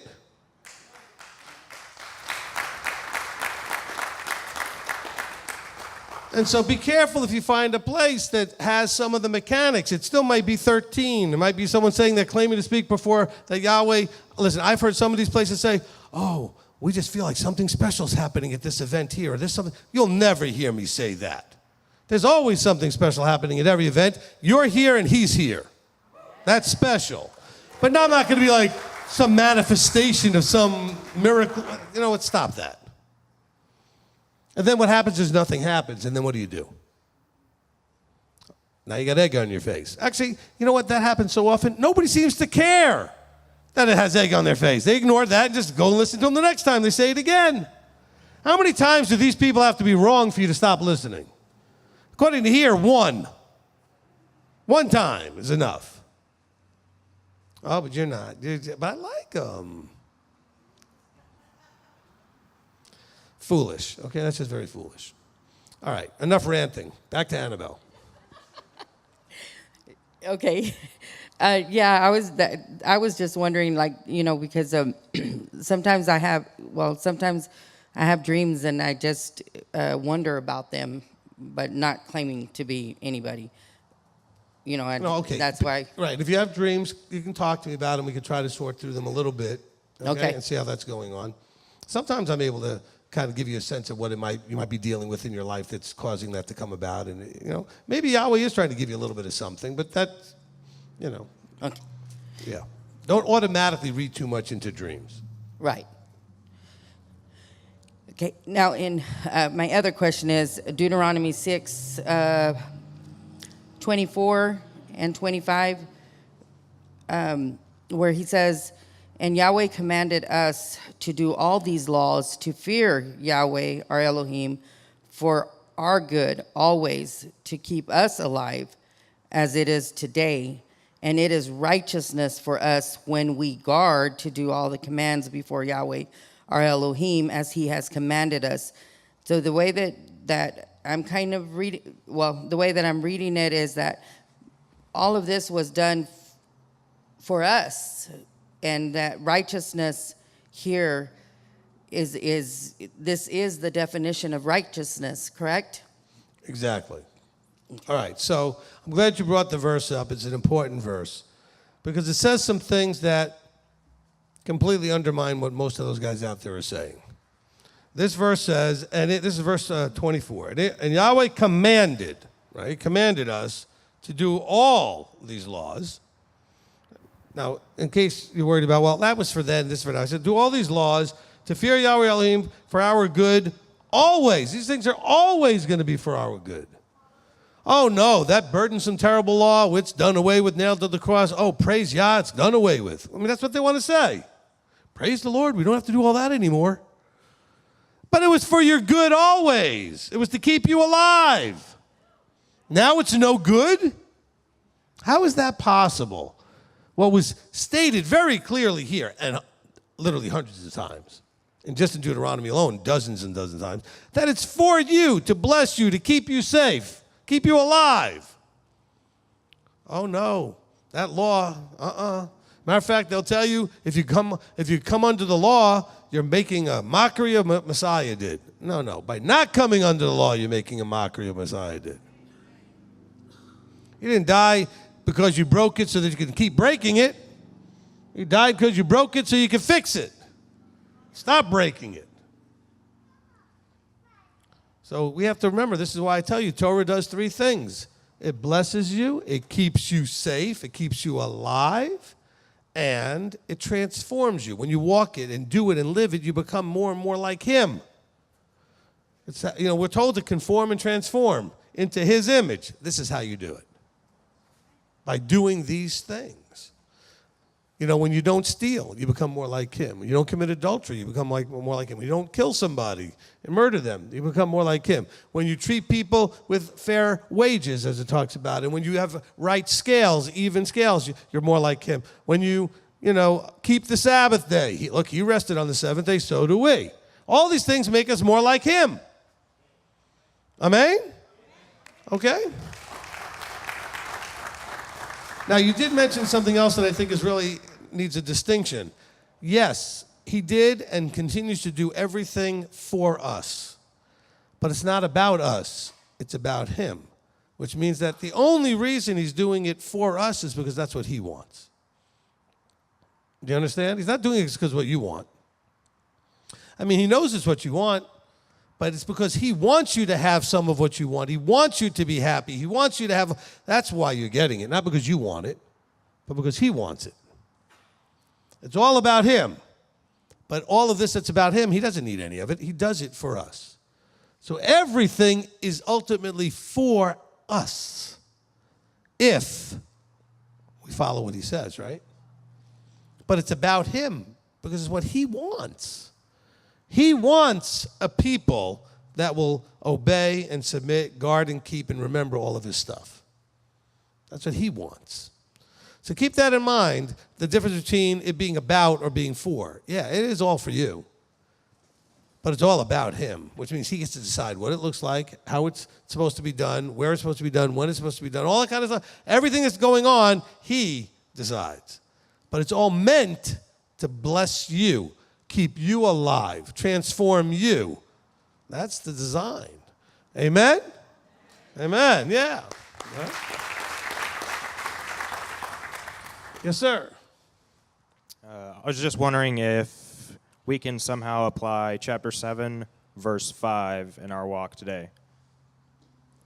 7, verse 5. But this is what you do to them. Break down their altars, smash their pillars, cut down their asherim, and burn their carved images with fire.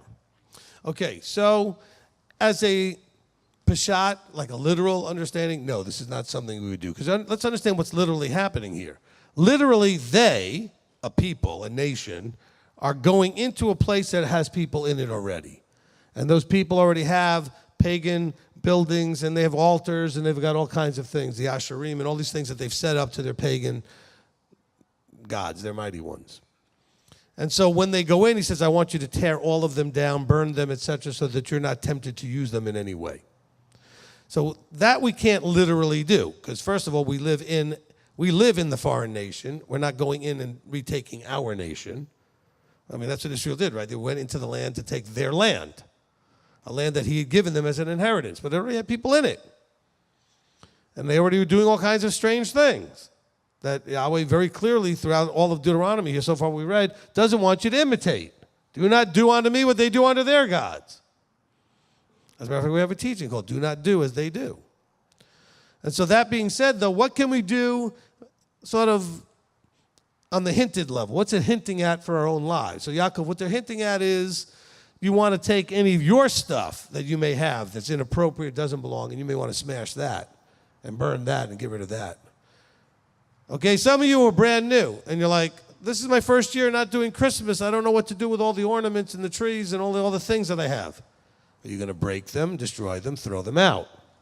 But I spent so much money. The money doesn't come back. Oh, but I could sell it. No. You know, there's a verse we read. If you look at the verse at the end of the chapter, okay, verse 25 and 26, he actually says, the carved images of their mighty ones, you are to burn with fire. Don't covet the silver or the gold or the value you could get reselling them. He says, nor take it for yourselves, lest they be snared, you be snared by them. Don't bring these things into your house, verse 26, lest you be accursed by them, but you are to utterly, utterly, utterly loathe and hate them. But you don't understand, this ornament is 4 generations of paganism. So what? But it's the only memory I have of my grandmother. You mean you don't remember her without the ornament? Like if I take the ornament away, you'd be like, I think I had a grandmother. I don't know. Sometimes I don't think we realize how just dumb we sound. Okay? We do. We really sound pretty dumb. Oh, but you don't understand. This is the only thing I have left from, you have memories.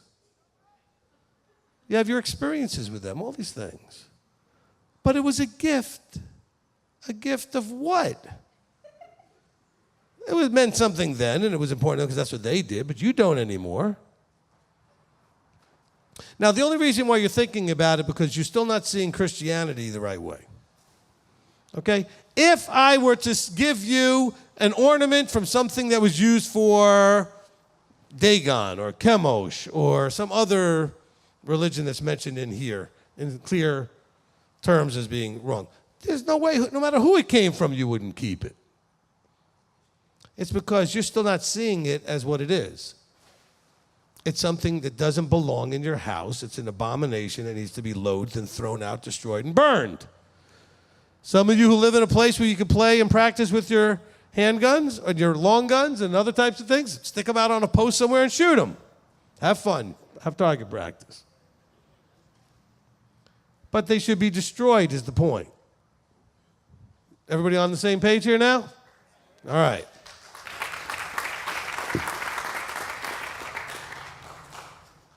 You'll say to me, though, well, what about the verse that says that basically roadkill you can sell to the Gentile? Because you're not praying to the roadkill. You're not worshiping the roadkill. See the difference? Yahweh says, okay, that animal died on your property, was maybe attacked by another predator, was left damaged on your property, dead. You can't eat that, he says. But you can sell it to the Gentile, he says. But notice, that's different than an item used in a religious way by a system that's not yours. You see the difference? Let's be clear about that. Okay, Janet. Thank you, Rabbi. You know, everything that you give us is all we need to do this walk. It really is. And it's almost like what Paul says, you know, like what I do, want to do, I don't, you know, and what I should avoid, I do. And that's the struggle that I have, because everything is laid out, not only on the Torah, but with your words. And so why is it that I don't humble myself to really do what I'm supposed to do, because I know what I'm supposed to do, you know? That's a question but I struggle, but I hopefully, thanks to your teaching, and I'm getting better and better every day. That's what I think I think I've grown. Is what I'm saying. Since there's a lot more, obviously, but I thank you, Rabbi. For All right, hold on. Let me emphasize something. You have, I think about this just to make sure I'm telling the truth. You have probably, when I say probably, like 99.99%, never heard me teach you anything that was me. Okay? So you're not hearing me just teach. Like I'm not coming up with stuff. I'm helping you understand and putting it to words you can understand and applying it and showing you how it applies to your life, what's in His Word already. Okay? So when people say all the time, oh, you're teaching this, it's my explanation of how to understand and apply His teaching. Okay? All I'm doing is being an extension of Him to help you in this generation make sense of it so that you can do it. So just always remember, none of this is mine. There are teachers out there teaching all kinds of stuff that's theirs. Okay? Everything I'm doing is I'm reading the verse and helping you understand what that looks like today in your life. All right, continue. You do. I appreciate that. So I wanted to connect chapter 8, verse 3, when it says that man does not live by bread alone, but by every word that comes from the mouth of Yahweh. And there was another verse in chapter 11 that it says, 11:8, that it says, and you shall guard every command so that you are strong. So, and then it's obviously I start to think about the Psalms, he's our rock, he's our strength, he's our deliverance, he's our song. And so I started thinking this when it says, so that you are strong, and it says you do not live only by bread alone, by the word. So when we do the word, we're getting strengthened. But this is not just talking about strengthening our spirit, but maybe even stronger because we have to be strong to do this walk, but strong spiritually, but maybe even physically. Would you agree that when we walk Torah, it's obviously for the eternal, but it's also for this life as well? Look, Rabbi Tom mentioned it on Shabbat as part of his teaching about the Sukkah. Yeshua talks about it when he talks about building on a rock instead of building on sand. You need to be strong because the wind is going to blow and things are going to get thrown at you and you're going to have attacks come against you. And it's the strength that can withstand the blows. And so this is what he's saying. He says, if you are immersed in my word, if you are embracing and then acting upon, guarding and keeping, that you will then have the strength when the attacks come. Remember the parable of the sower also is if the roots are not there deep enough, then these little things that come up in life, the cares of this world and the concerns and the worries of this age, et cetera, can just rip you out of the ground and blow you away. Because some of you really struggle when your choice has a bunch of family members, because some of you are really close to your family in a good way. I mean, you're really close. Some of you aren't, and I know that's sad and you wish you were, but some of you are really close to your family. And so when a family member who you're close to is now not so close to you because of this choice, that really hurts. But if you're strong, you can handle that pain. If you're strong enough, you can handle that pain. But you have to be strong enough.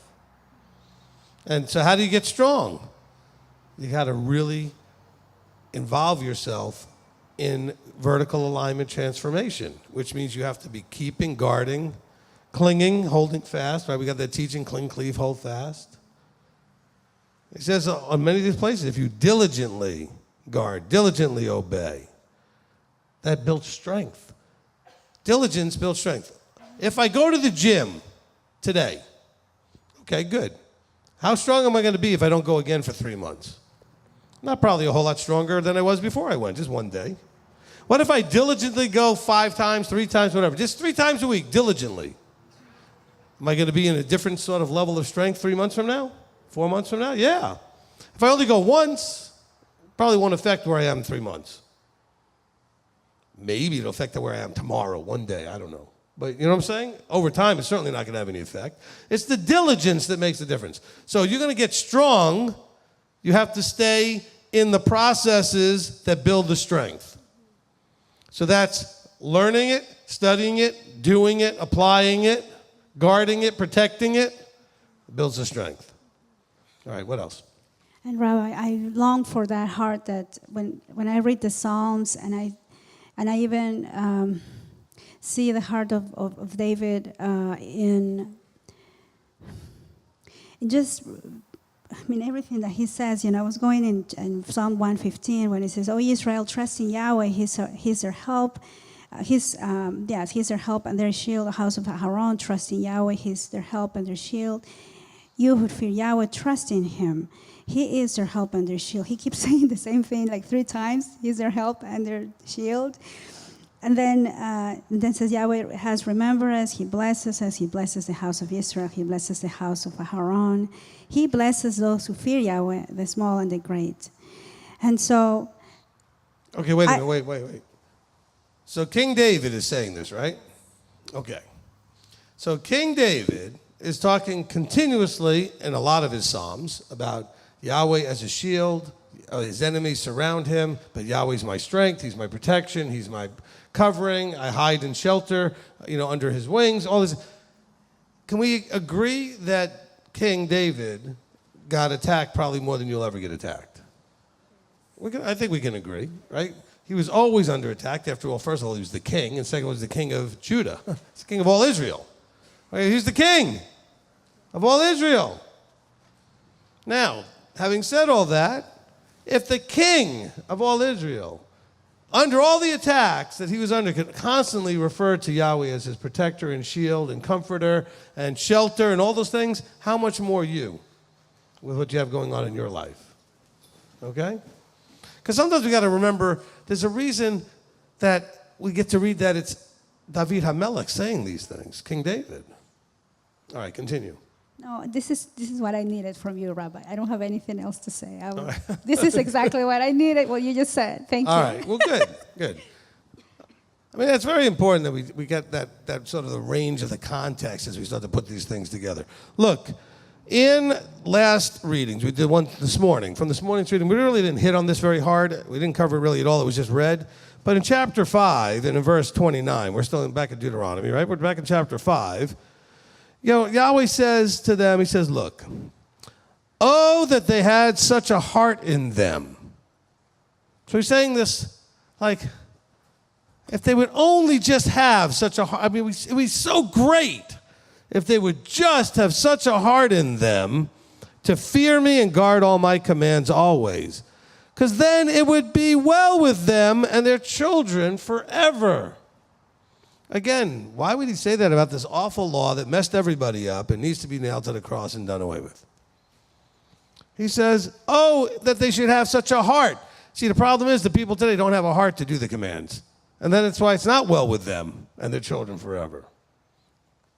Now, some of you are thinking, well, I've been doing this a long time and I haven't seen a whole lot of change in my house. Well, you're living in the dispersion and the punishment in the curses section of chapter 28, which we're going to get to, by Sunday. All right? So that's all the way at the end. But what we're dealing with here is him saying, look, this was always intended to be done as a nation in the land under protection. Under blessing, under protection, under the watchful eye. It says that his eye is on the land always. Okay? But yet, we didn't do what we were supposed to do historically, so we got cast out. And now we want to go back. You don't get to go back unless you fix the problem. You know how you fix the problem? Have this heart. This is what he's looking for. Why did he say David HaMelech was a man after his own heart? Because he had this heart. He had a heart to fear him and guard all the commands. That's what David's heart was. Did he do it perfectly? Oh, no, he did not. How did he handle it, though, when it was pointed out when he messed up? He handled it by owning it. Owning it without hesitation, without pointing fingers, without debate and argument.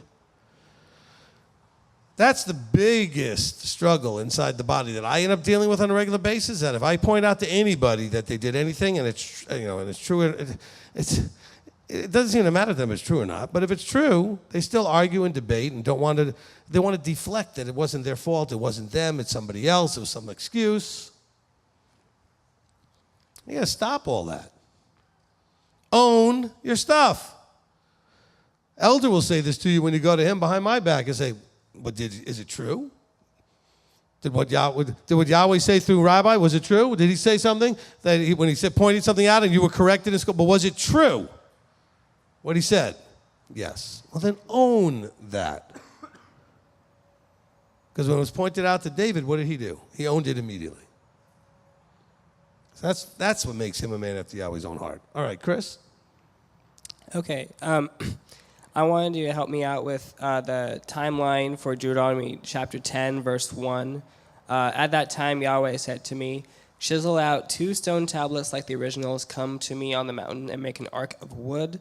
And so was it that the first tablets did not have an ark to go with them, and the ark was only made after with the second tablets? Okay, this isn't necessarily, as we're going to look at, the ark that they built for them ultimately. This is, he said, he asked me to make a box to put them in when I came down when I made these. Oh, okay. Okay. I see. So that's not the same one necessarily. Yeah, Moses might have been less tempted to throw them if they were in a box. Yeah, I was thinking, well, okay, I was thinking that the ark might have gotten broken with the tablets or something because No. so I had to make a new ark. I don't believe this is that ark. He gives them very specific instructions how to make the ark that they end up having, okay? He said, Yahweh told me to go ahead and get 2 more stones and get a box to carry them in, basically, okay? And then bring them down. And then when he came down, they built the appropriate things, all right? Isaiah. Thank you.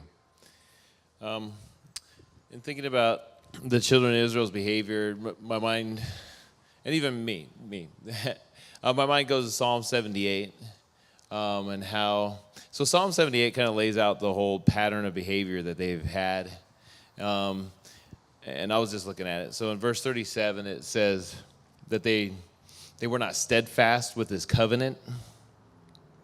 And it kind of is echoed in Hebrews 3. And he talked about how that they were not steadfast in his covenant. They tried Yahweh in the wilderness, and they tempted him in the desert because for 40 years, they saw his wonders and his works, but they did not know his ways. And the word in the Greek is used, it's like an intimate knowledge. Gnosko? Do you know about that? Yeah. Okay.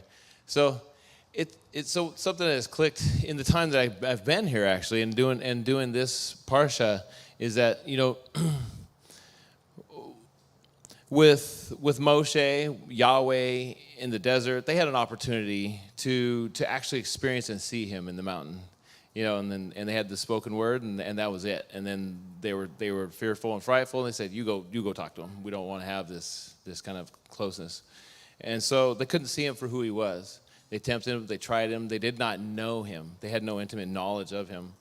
And with Messiah, with the apostles, with Paul, with you, people who have left, like they couldn't see you for who you are. They couldn't. The people who have left. The people that left Yeshua, they couldn't see him for who he was. The more he gave revelation about who he is, some were just like, "Oh, I can't take it," and they left. And I've seen that, and so actually that has in my time here come alive to me actually, like seeing you and receiving you for who you are. I've noticed that receiving the information, really that.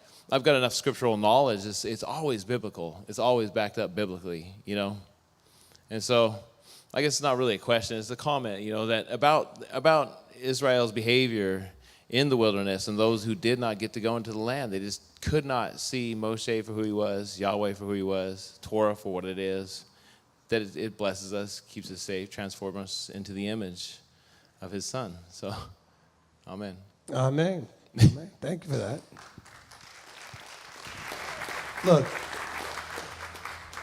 I guess the The skill set that he gave me growing up was the ability to take what he gives and put it into some of these memorable things like it blesses you, keeps you safe, and transforms you. I mean, that's clearly things that he has said. But that's what he uses me to do, is give you some of these things like own it, fix it, release it. They're all scriptural things.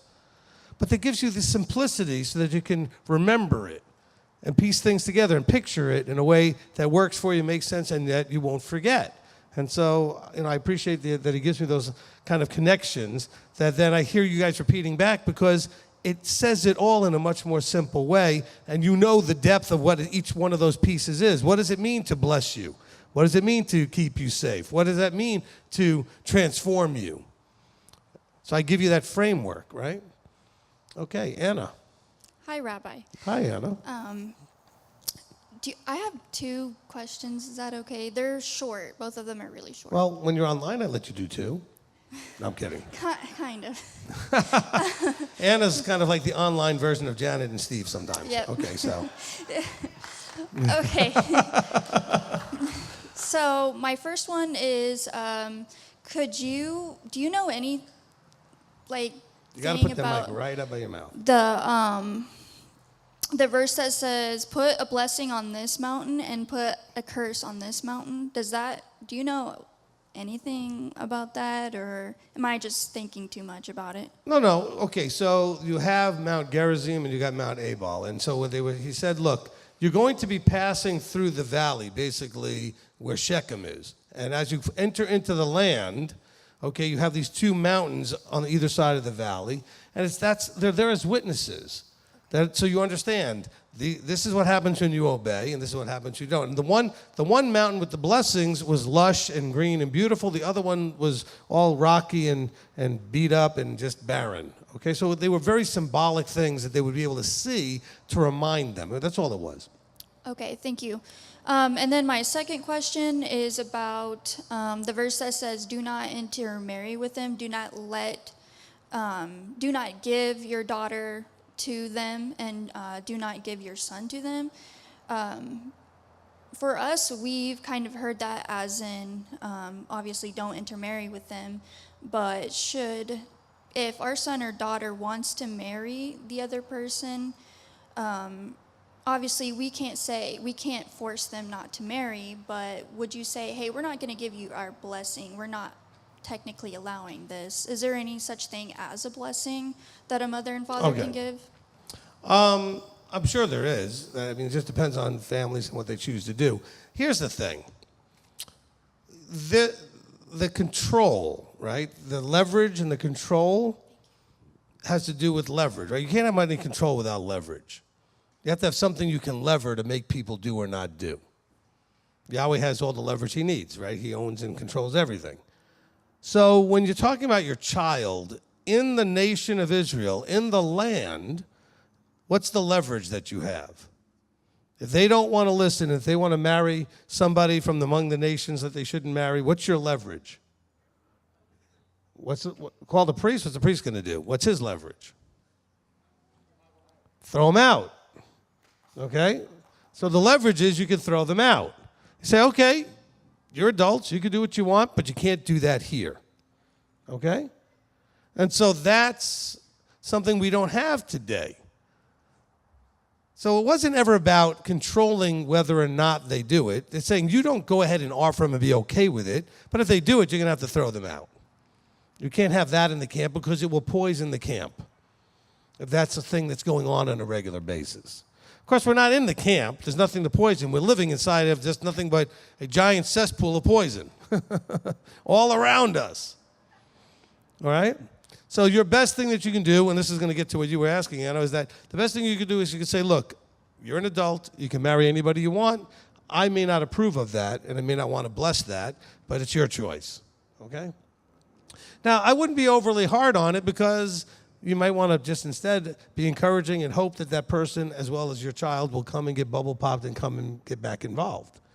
Okay, so you still want to be the light there, but you could just, before they get married, I would encourage, and say, look, at some point you're going to have children. If you have children, you're going to have to raise them a certain way. What are you going to do? And everybody who's completely like atheistic and whatever, they just don't care about anything, all of a sudden things get different when they get children. Now they're thinking about how am I going to raise those children?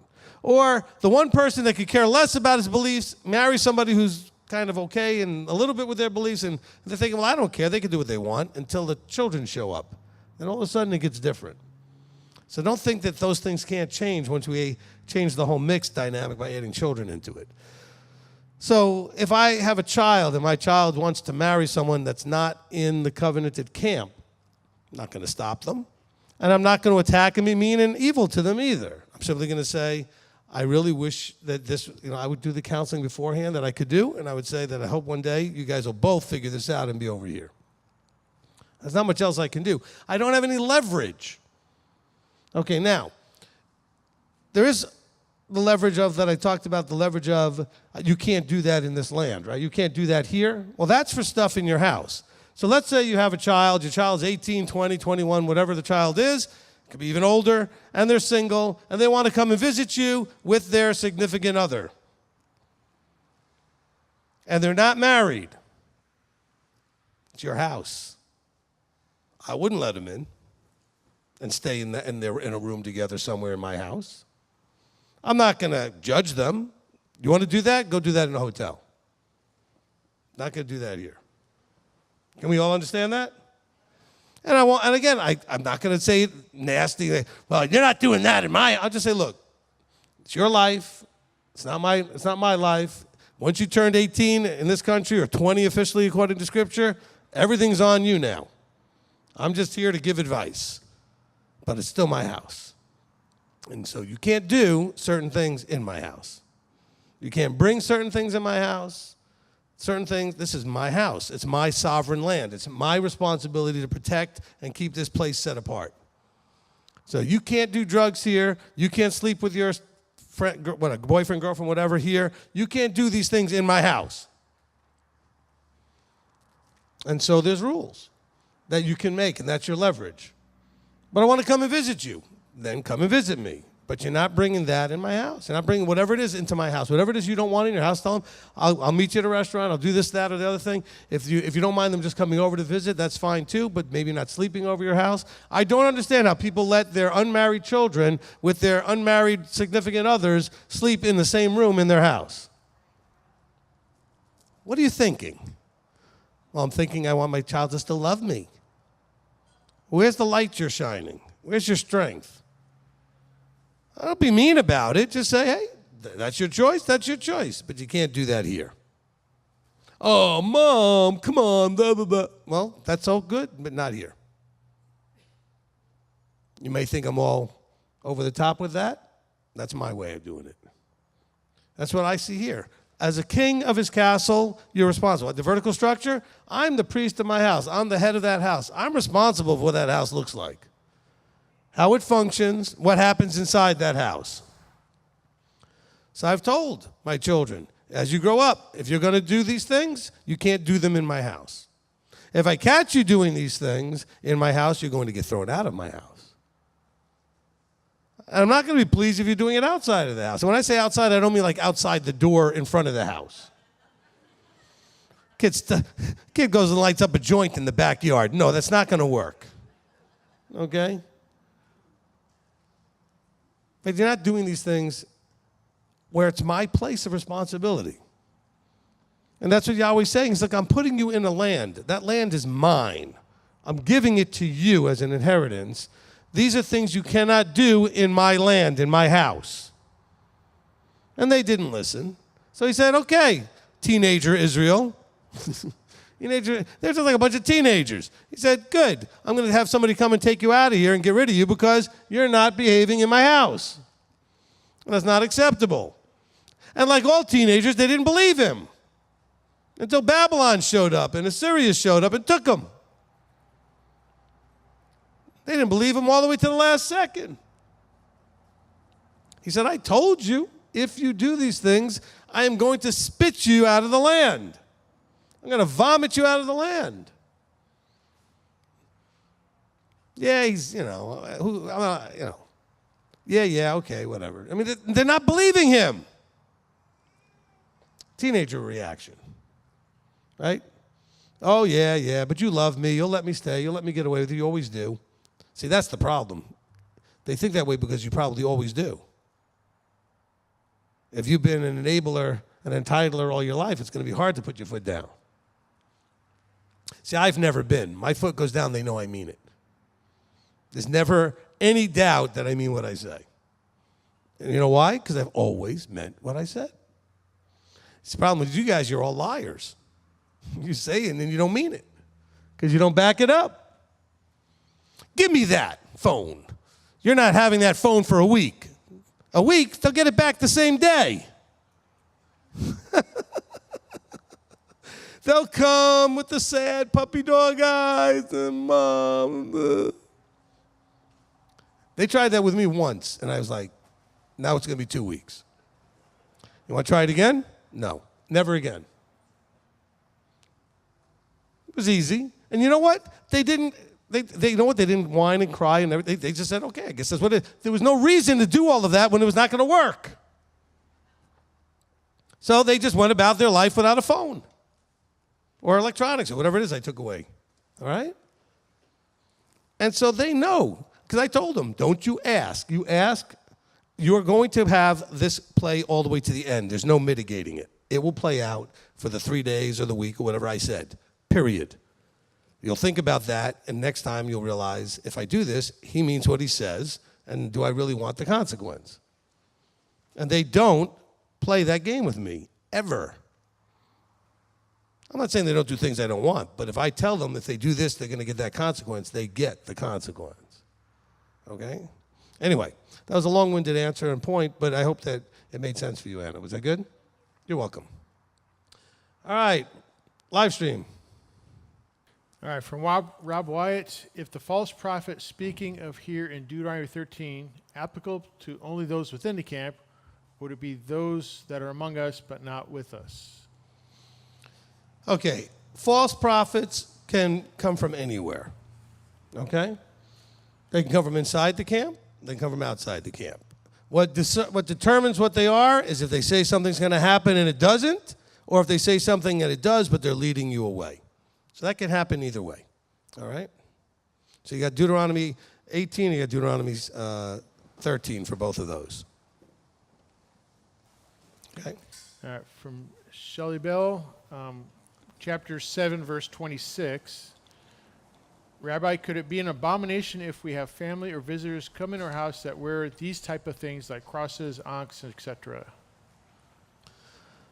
All right, that's a really good question. Not just for the question, but it opens up like something I can explain. Remember what I was just saying about it being your house. It's your house. So there's certain things that you just can't allow in your house. If it comes to things like their personal jewelry, maybe not so much a big deal. Big deal meaning it's not yours that you should be saying something about. I'm not going to, however, because this has come up, where people have said, oh, we invited over Uncle so-and-so and Aunt so-and-so, and they showed up with bacon and with shrimp and with all this stuff. And you need to tell them that that doesn't come in the house. It's your house. Oh, there's no but about it. Well, then they won't come. Good, let them stay home. Well, I see, again, I don't care, right? So you guys care, I get that. It's your house. Why would you let them bring that stuff in your house and cook it in your house when you don't normally have that in your house? Well, they're staying for a week, and this is what they normally eat. They can eat something different for a week or go out to a restaurant and eat whatever they want.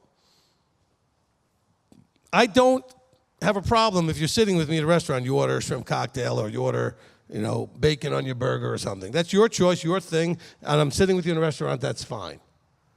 My parents tended to do that every time we went out to dinner with my wife and the kids. For some reason, they always had to get shrimp, just to make a point. I don't know what they were doing. Okay? Actually, my wife asked me, why are they doing this? And actually, I said, because they like it, and it's expensive, and they only get it when they go to restaurants. But in my house, that's different. It's not coming in my house. Nobody's bringing that stuff in my house. It's mine to protect. But if they have cross earrings or a cross necklace or some other thing that they've got, that's their personal jewelry thing. I'm not going to insert myself into that. Does that make sense then for everybody? Okay? All right. Because that's stuff that's their own personal thing. The other stuff has to be put in my refrigerator, cooked on my stove, and in my stuff, and I'm not having that happen. So it's not just that it was in the house, but it's not going to be stored, cooked, and done in my house. All right, good question. Next question. All right, Nancy Hose has a question. Chapter 12, verses 6 and 11. Are the contributions of your hands spoken of there referring to the second and third tithes? Chapter 12, verses 6 and 11. Right. All right, there you shall take your burnt offerings and your tithes and your contributions of your hand, your vowed offerings. So this is saying that's where you're going to take everything that would fit into the category. That would include your tithing, first and second and third. It would include all of those things. Okay, he's just telling you this is where you do these things. He's saying you don't get to do this anywhere, only the place I choose, and that's where you go. Next. Last question I have here. Tracy Thomas, Deuteronomy 8, verse 18. To quote, give you power to get wealth. Wealth is H2488, which seems to mean strength. The question is, this is more about he will strengthen us to get through trials versus about money, correct? No. That's actually what it says. All right, the translation is actually pretty good. Got to read the context of what's going on. Okay, so since that's the last question, I'm going to use this as a launch into whatever it is that I haven't covered yet that I can cover. And so this might as well be the beginning of it. So Deuteronomy 8 is where we get what's called the Birkat Hamazon.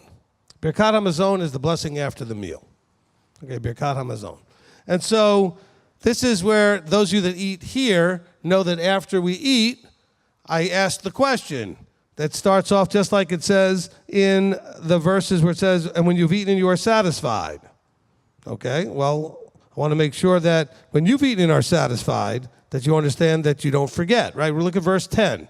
And you shall eat and be satisfied and shall bless Yahweh your Elohim for the good land which he gave you and etc. But then later on he says, and guess what?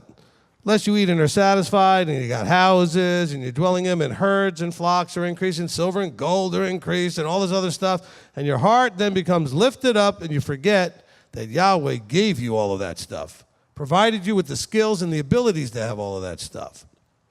He fed you in the wilderness. He brought you out of Mitzrayim. And then you're going to say in verse 17 that, oh, my power and strength of my hands have made me all this wealth. So you're not going to say, my power and my strength has made me all this strength. This is wealth, abundance, right? Flocks, crops, gold, silver, okay, all these things. And so this is where you see the idea of wealth. And he says, no. When you've eaten and you are satisfied, you need to remember and bless Yahweh, because he looks in verse 18 and says, you're going to remember that Yahweh, your Elohim, it's he who gave you the power to get the wealth, the flocks, the crops, the herds, the gold, the silver. And he did this in order to establish his covenant with you, which he swore to your fathers. Because he swore to the fathers and he swore to you, if you do the things in the covenant, which is obey my voice, I will give you all this stuff. All this wealth. So we have to be careful that at moments of success in life, you have the nice house, the good job, the family, everything seems to be floating along great financially, that you don't forget. See, when you're starving to death and broke, you're on your face and screaming up at the ceiling all the time. Help! Right? But when everything seems to be going pretty good and you don't have financial problems and you seem to have abundance, not as much are you going to focus vertically. In the beginning, yes, because you didn't have it before, and you just say, oh, praise Yah, I'm so happy. Have that for a while, and you can get complacent in your wealth and forget how you ended up with it in the first place. Okay? So, hopefully that answers that. So we have a tradition here that rather than pray before meals, although we still do at group gatherings, the Kiddush and Motzi, which is a ritual of starting a meal. It's not communion. All you people out there that are turning it into some sort of Messianic communion, stop. Okay? You see Melchizedek and Avram do this before he was even had his name changed to Avraham. That's a long time ago. And so it's a ritual of fellowship that you break bread and have wine when you come together. And you praise Yah as he brings you together in fellowship. Now, of course, Messiah says, by the way, when you do these things, remember me. And so certainly that would be appropriate. So, but as far as at the end of the meal, it's so easy to just go off to the next thing. The meal's over and you're running off to the next thing. But, because think about it. When you pray before a meal, you're thinking, I want to eat, but I'm going to do this first while I'm not distracted, because that way I'm going to give him my attention, and then I'm going to eat. Easier to do it that way. Much harder to remember when you've eaten and are satisfied to stop. So we do that here. I let everybody eat, and then I usually get over on the mic, and I say, okay. I ask the question. I go, have you eaten and are you satisfied? And everybody claps. I go, good. Then we need to pray. Actually, I say, good, go home. And then, no, okay. Don't laugh. I really do say that. But if they've eaten and they're satisfied, we should pause to thank the provider of the wealth. And it's not that he just gave you the wealth. He gave you the skills, and you went out and did your part to generate the wealth, right? I mean, it doesn't say that they just were given herds and flocks and they just ran around anywhere and everywhere. They had to tend to those flocks and tend to the herds, right, and do the other things necessary to have a successful shepherding experience with these animals that you have, right? Okay. This is a good question. Was that the last one? Okay. Now, let me get to my list because I do have a few minutes before we said we were going to finish here at 6, so I've got another 45 minutes. Is that all right with you guys? Maybe? All right. All right, so let's start here in chapter 6. I'll just try and catch a few of these things here. All right, in chapter 6, and in verse 1 and 2, it says, and this is the command, the laws, the right rulings which Yahweh, your Elohim, has commanded you. This is the purpose of all of this. They are to teach you what you're to do in the land which you're passing over to possess. All right, keeping Torah is intended to teach you to fear Yahweh, all right, verse 2, right? But it's also to teach you what you are to do when you go over to the land to possess. And so that you fear Yahweh, your Elohim, verse 2, to guard all his commands, his laws, which I command you, you and your son, your grandson, etc., so that your days are prolonged, which is always pointing towards the forever, not just on this earth, the limited lifetime we have as human beings, okay? When it talks about prolonging your days. So, this is really critical that we get this. The purpose of that awful law thing that was done away with and all the stuff that people want to claim. So foolish. The command, the laws and the right rulings that Yahweh gave you are to teach you what to do in the land. You think, okay, well, what's the big deal? We're not in the land, and oh, but one day you will be. And what's the land a metaphor, a picture of?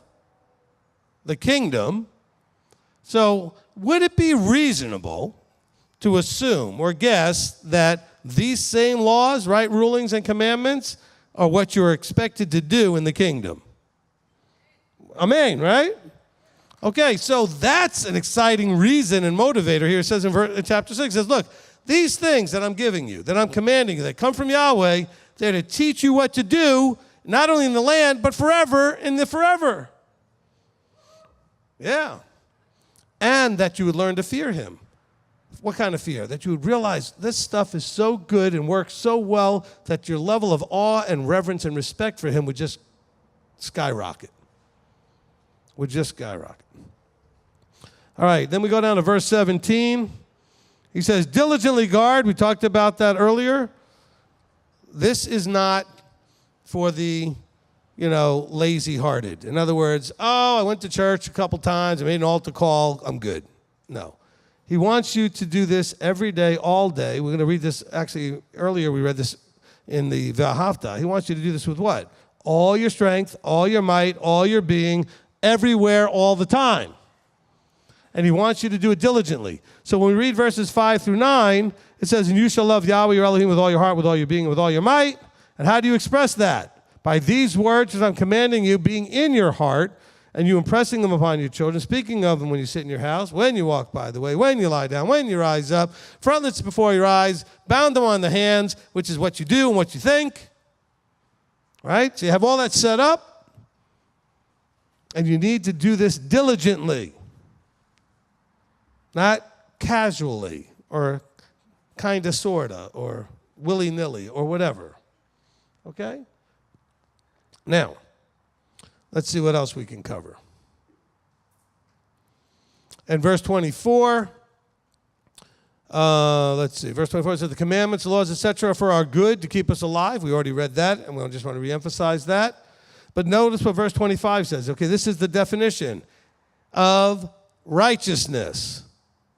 It is righteousness for us when Messiah dies and it's imputed to us.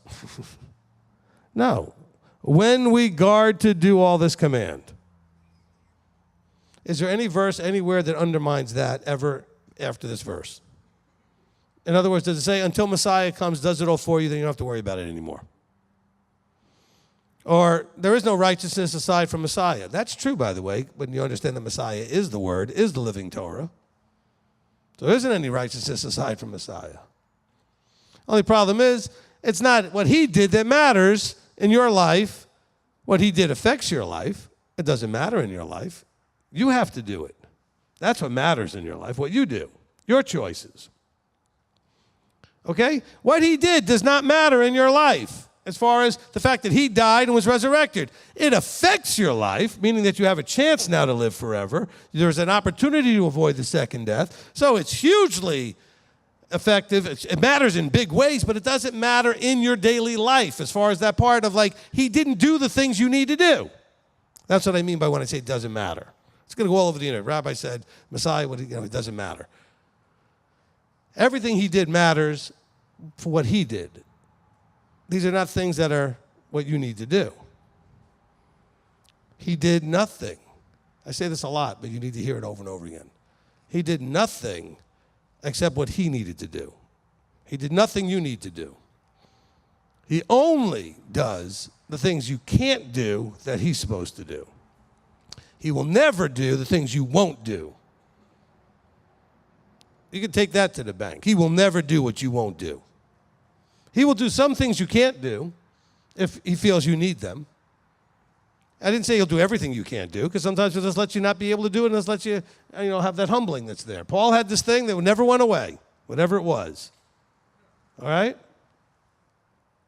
I don't read anywhere where Jacob had his hip put back in place. All right?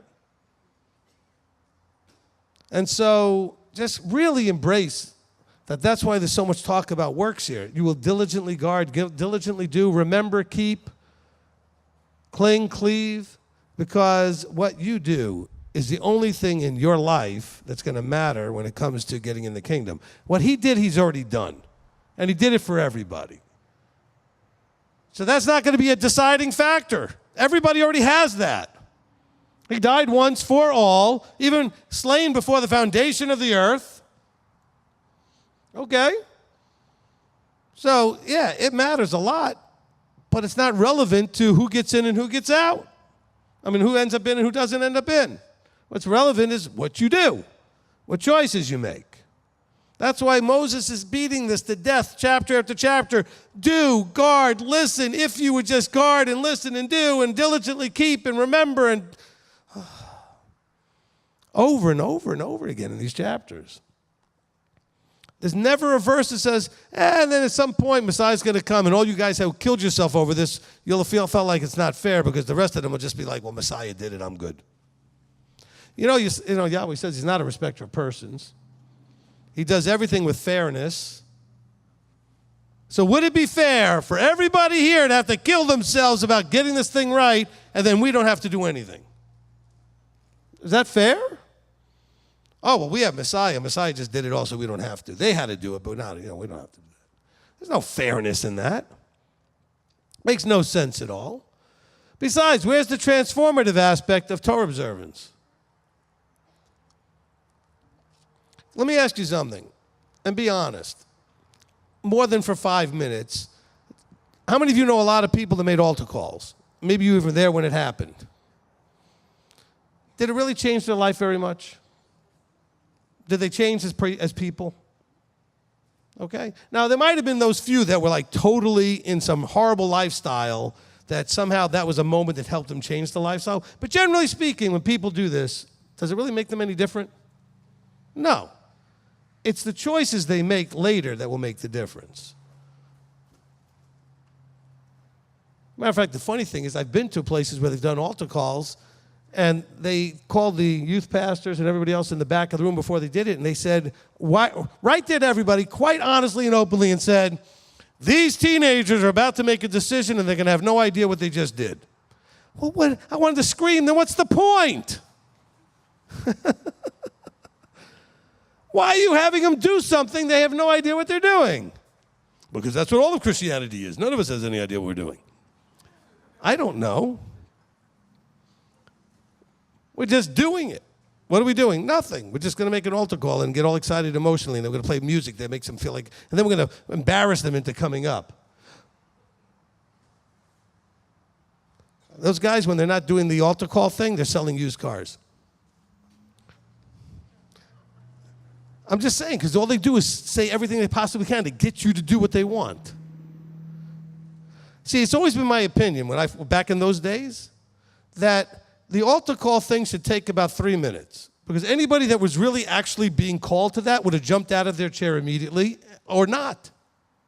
Why would you have to spend 20 minutes trying to twist people's arms into coming up? Makes no sense. Because it's a bunch of nonsense, okay? Now, I know I'm not trying to mock what you did. It was real to you when you did it. You didn't know what you were doing, etc. But did it really do anything? No.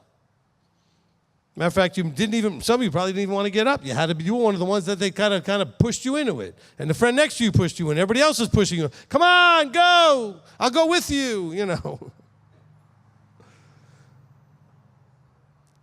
He says here, look, this stuff, you've got this big part in this role in this, which is why you will deserve eternal life. You will deserve the incorruptible suit. Oh, that sounds like earning salvation. This has nothing to do with salvation. Salvation was already freely made available to everyone. This has to do with reward. And you don't get a reward for doing nothing. Well, nowadays you do. Just show up and they give you a reward. Even if your team lost or just for participating in whatever, I showed up, right? That's destroying our kids. Children learn nothing because nobody lets them lose. That's why they're so weak. Back in my generation, we got strong because you know what happened? We would lose. You know what happened when we lose? We get mad. We get determined. We'd go practice, and we'd study, or whatever it is that we needed to do so that we could win. We learned to work hard because we didn't like losing. Nowadays, oh, I feel so bad. Here's a trophy anyway. But the other team scored 47 runs, and we only got none. Oh, but here, this will make you feel better. Oh, and we have a mercy rule. When they get to 10, we just stop the game because we feel bad. You really want to motivate those kids? Let that score keep going. Pound them into the ground mercilessly, and then give them strength and encouragement how to fix that for the next time.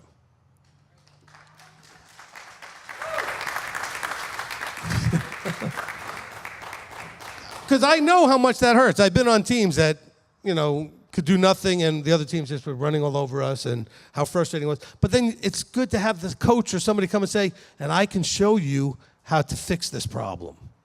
I can show you how to get better, how to be good at this. But you're going to have to work hard. Diligently. Okay? Diligently. All right. I was watching a documentary. I would recommend it. I think it's a pretty good documentary on Nolan Ryan, the pitcher. Okay? It's on Netflix now, I think. And this is a man who pitched at this highest level for 27 years. And he was still throwing it 98 miles an hour at 43 years old. Okay? And it's the diligence of the work ethic. He would pitch, and then when everybody else was going to the locker room and just going home, he would go right to the locker room gym. He would ride the bike. He would do the weights. He would go around the track and the inside of the field. He would go around the field every day, except the day before he pitched. He had a routine of diligently working his craft relentlessly every day. Even if he threw a no-hitter, he went after the no-hitters he threw. He still went back and did the same routine always. That's diligence. Because people are like, oh, he just must be a freak of nature. Well, probably to some degree. But he still needed to work the craft. He had to develop the skill sets and work on it all the time. He didn't just stand up there and like, throw the ball hard at everybody and I'm good and that's it. Because in the beginning, he threw it like the guy in Bull Durham. He was hitting people in the stands. You didn't know where that ball was going. But, when you watch people at the highest levels of anything, understand and find out what kind of work ethic they had to get there. Michael Jordan showed up first, earliest of everybody, left late, shot the ball, did more free throws than anybody.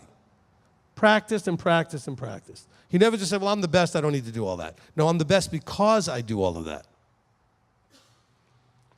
And we want the greatest prize there. This is what people do to win a baseball game or win a basketball game. You're wanting to win the game of life and get the crown. How hard are you going to work at this? You're going to get challenged this week. Are you going to show up to every meeting? Are you going to be here right on time? Are you going to be ready to go? Full of energy and ready and excited? That was a question. Are you going to be ready? All right. Because I'm going to be here ready to go. Okay? I'm going to have the flame coming out of my mouth and screaming at you. I'll be ready. All right? Okay, let's see what I have in here. In chapter 8, verses 18 and 19, there's a section here where it talks about, let's see. No, that's not what I want. Yes. All right. It says, but you shall remember Yahweh your Elohim, for it is he who gives you the power to get the wealth, etc., right? Then it says, look in verse 19. And it shall be if you by any means forget Yahweh your Elohim. And so I think this can be read, take the words, rearrange them a little bit. You got to be careful that there can be all kinds of things that could derail what you're doing and make you forget. And he's saying anything can do it. And so you need to have awareness that there's almost anything that can come up that could lead you off, that could occupy your mind, occupy your heart to the point where you go off to the side. And he says, if you by any means follow other mighty ones, do any of the other things, I'm warning you now, you're going to perish. And by the way, he didn't say you're going to burn in hell. Do you know there's no verse that says that? Okay? He says you're going to die. You're going to perish. Everywhere else it says you're going to sleep. Right? He says, be gathered to your ancestors and sleep.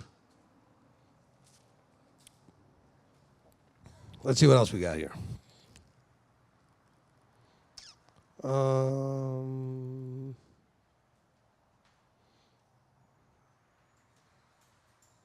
There's just so much. Let's go to chapter 10. Just skipping around here. Chapter 10, and we'll look at verse, let me see, 8 and 9. At that time, Yahweh separated the tribe of Levi to bear the ark of the covenant of Yahweh, to stand before Yahweh, to serve him, and to bless in his name to this day. Okay, so this is the role of the priest. Not just the Levitical priest, but the idea of the ones that we're going to read about in Deuteronomy 17. Okay, when it talks about going to the leadership, their role is to stand there before Yahweh and serve him and be a blessing to you. Okay? So just keep that in mind. That's the role that the fivefold is supposed to do. We're standing before Yahweh. What does that mean by standing before Yahweh? Meaning we represent him. We stand there to represent him. And that is a humongous, that's just a huge responsibility, okay?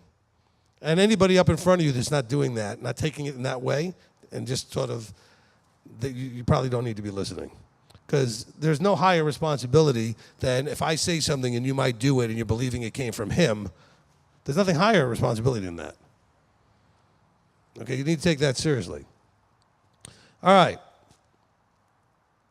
We have verses 14 and through 16. It says in verse 16, and you shall circumcise the foreskin of your heart and harden your neck no more. So that's for all of the people out there who are listening that said, oh, well, circumcision of the flesh, that was, for them, but now it's of the heart. Nope. It was always both.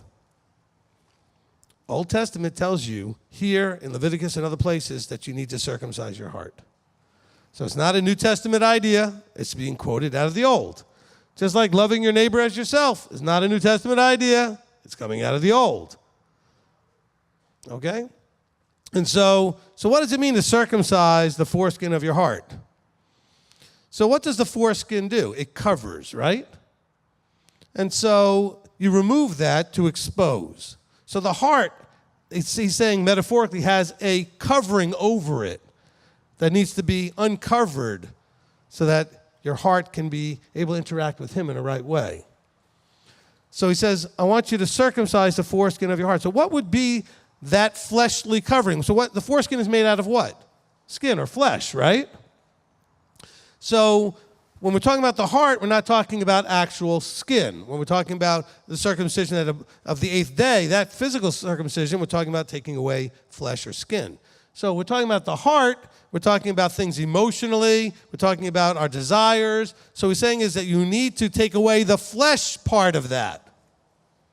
We're going to cut away the fleshly emotions, the fleshly driven emotions, not like the fleshly emotions. All of the emotions have useful aspects to them, but when it's flesh driven, the desires of the flesh, the responses to things and situations out of flesh, he said, we need to cut that away.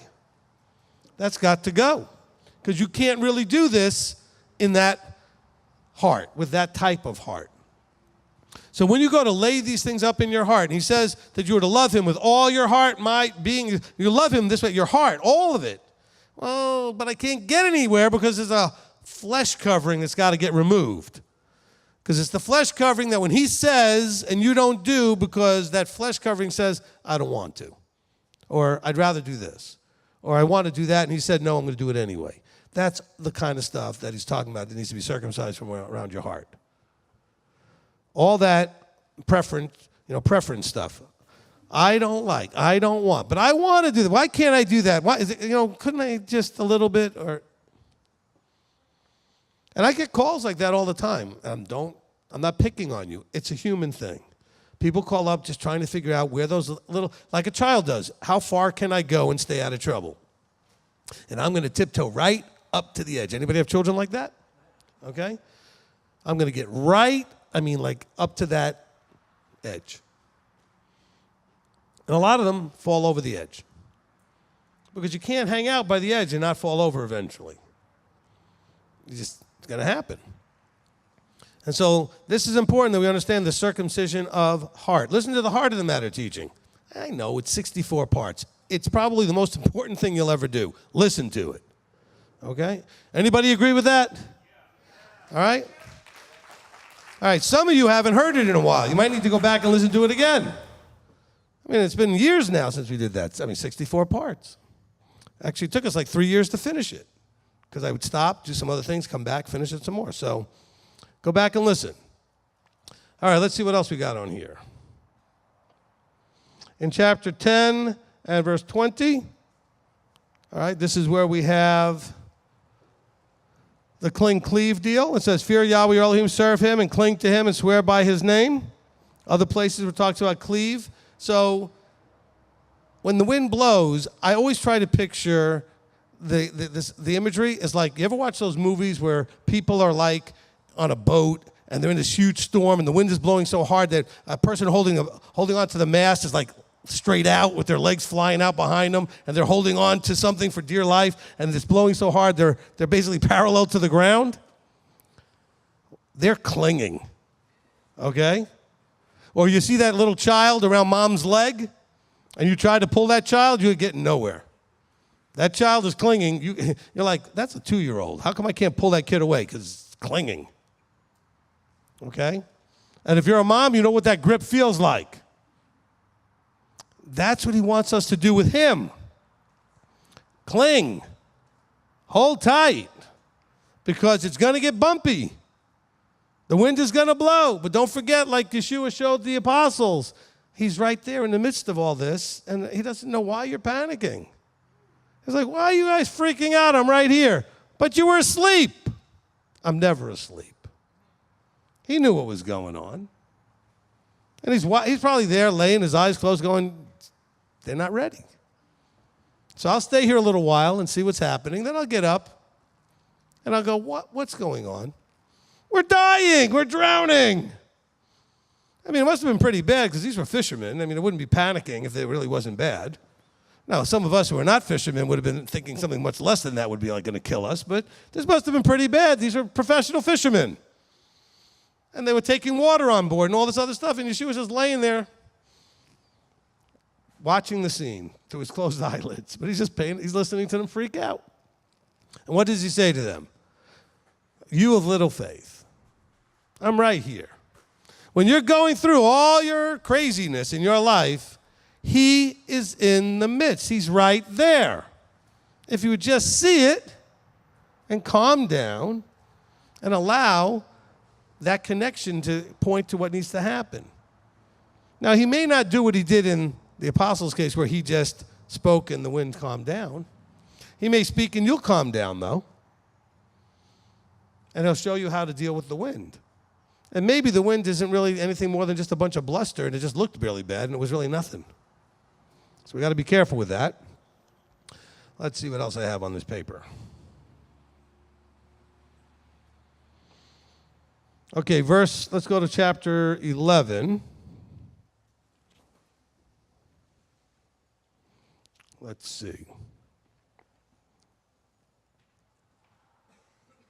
Which one do I want to do?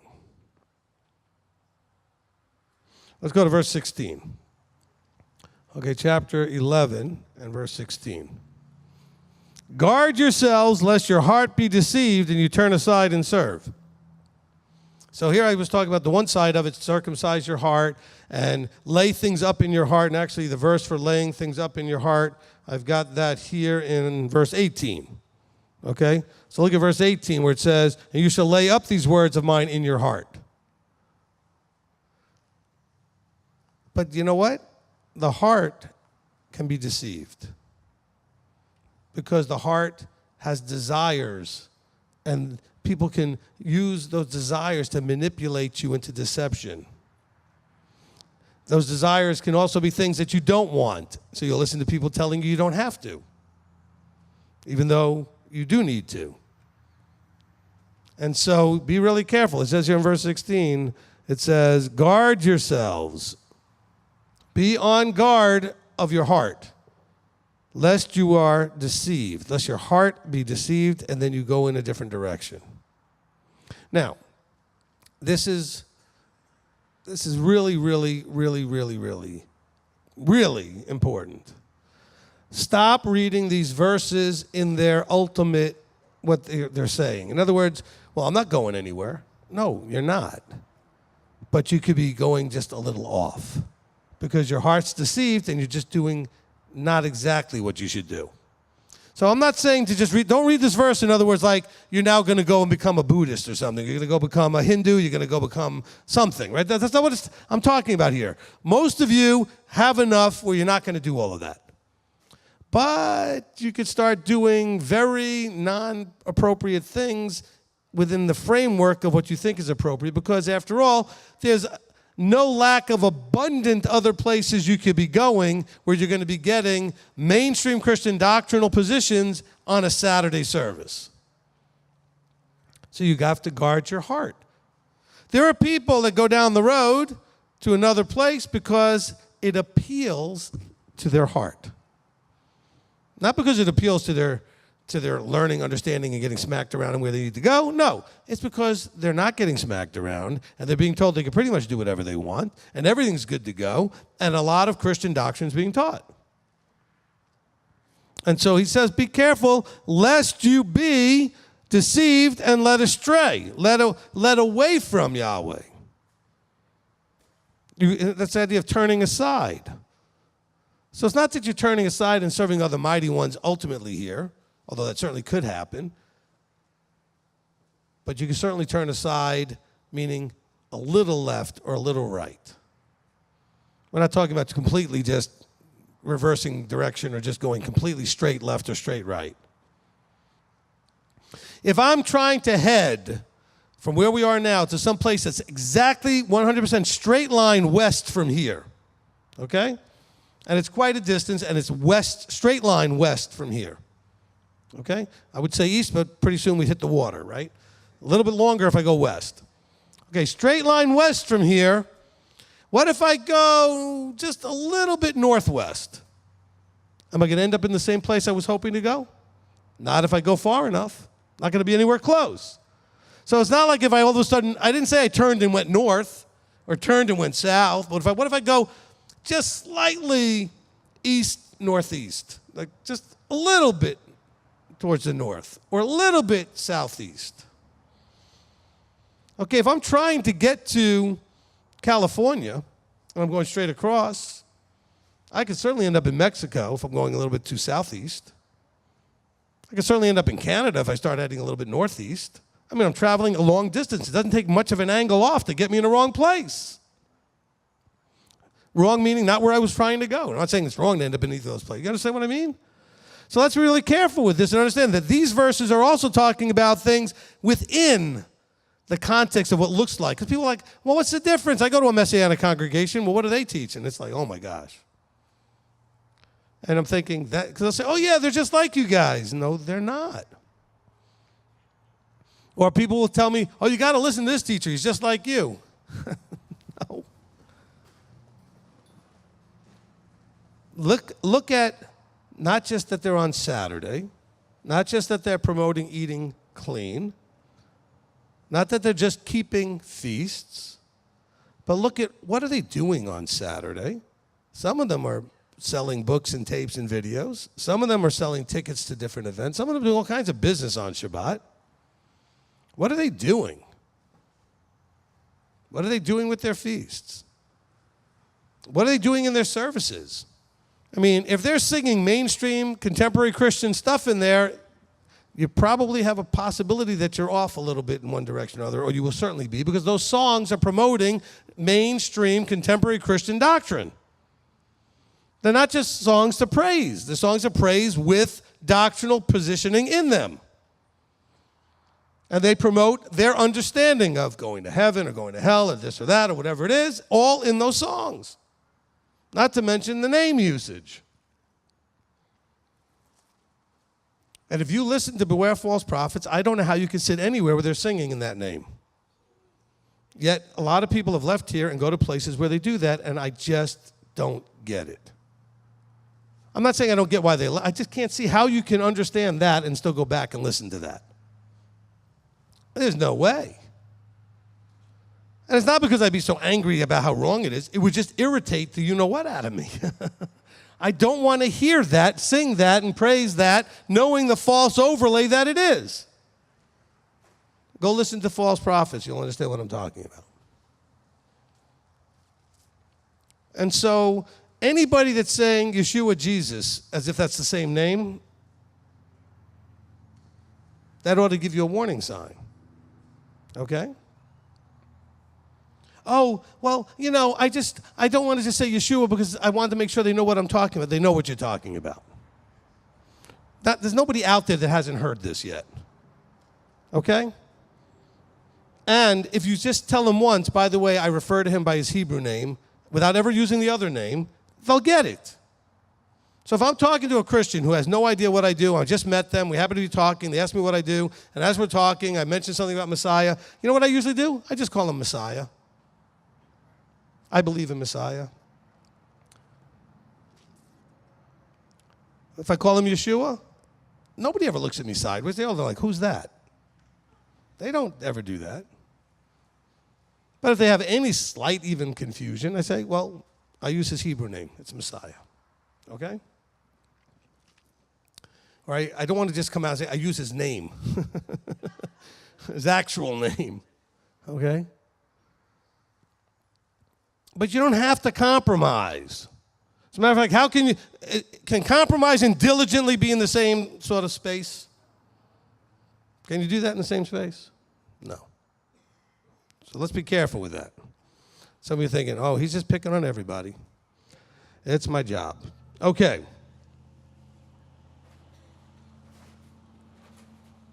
All right, let's see. That's it on that page. We got like 10 minutes, maybe 15 minutes. See what else I got here for you.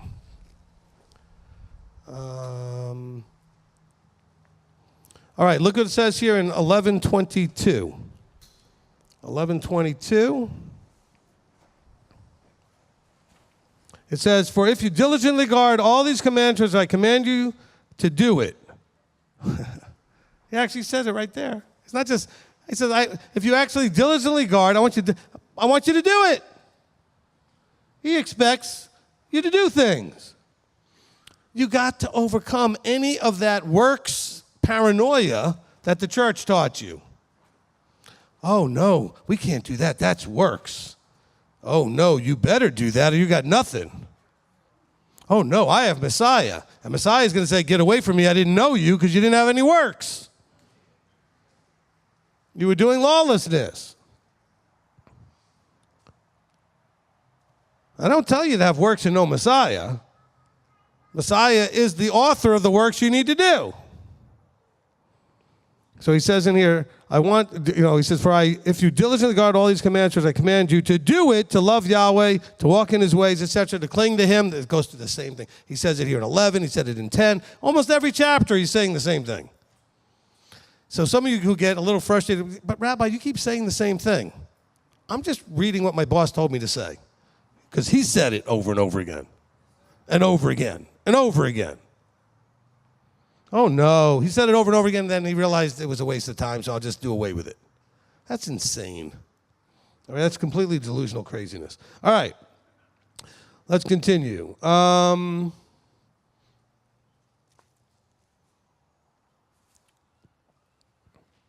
Let's see. In verse 26 through 28, and this is going to get repeated in chapter 28, the idea of the blessings and the cursings.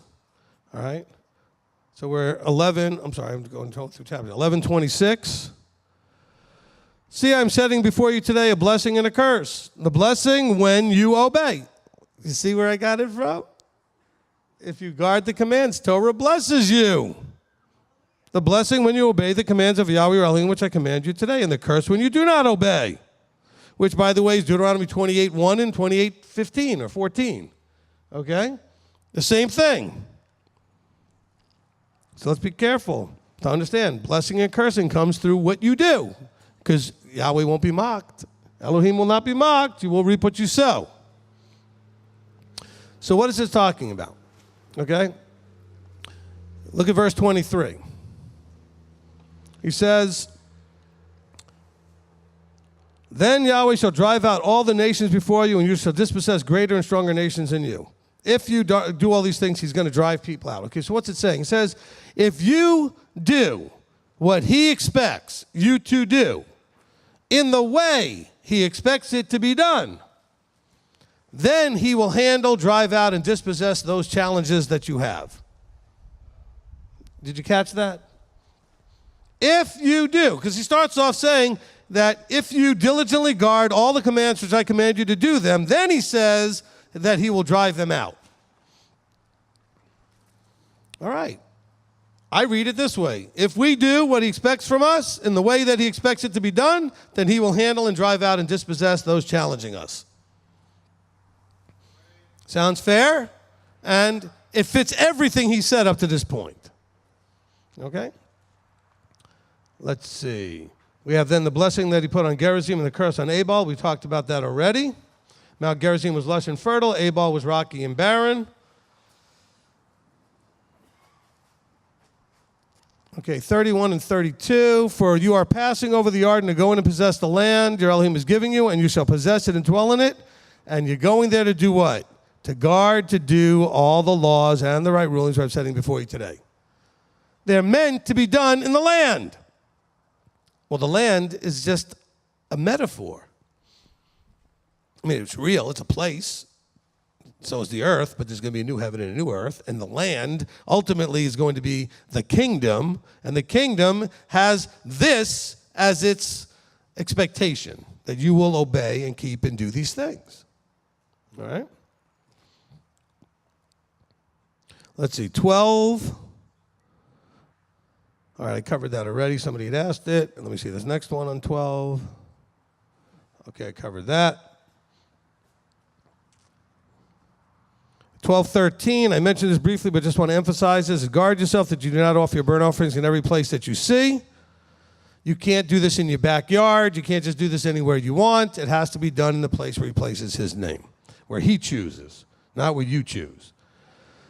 Okay, then we got verse 15. Nobody asked about that stuff. I guess I've answered it enough that nobody asked. Interesting. Okay, so verse 15. Only whatever your being desires you shall slaughter and eat according to the blessing of Yahweh your Elohim, which he's given you within all your gates. The unclean and the clean do eat of it, of the gazelle and the deer alike. So usually the question comes up, and by the way, this isn't just in 12:15. This is also in 12:22, 14:5, and 15:22. So it's a couple of times it says, as the deer and the gazelle.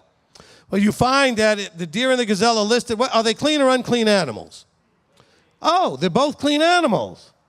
So this has nothing to do with animals being clean or unclean. But he said the unclean and the clean eat of it. Yes, the people may be unclean or clean. Their status.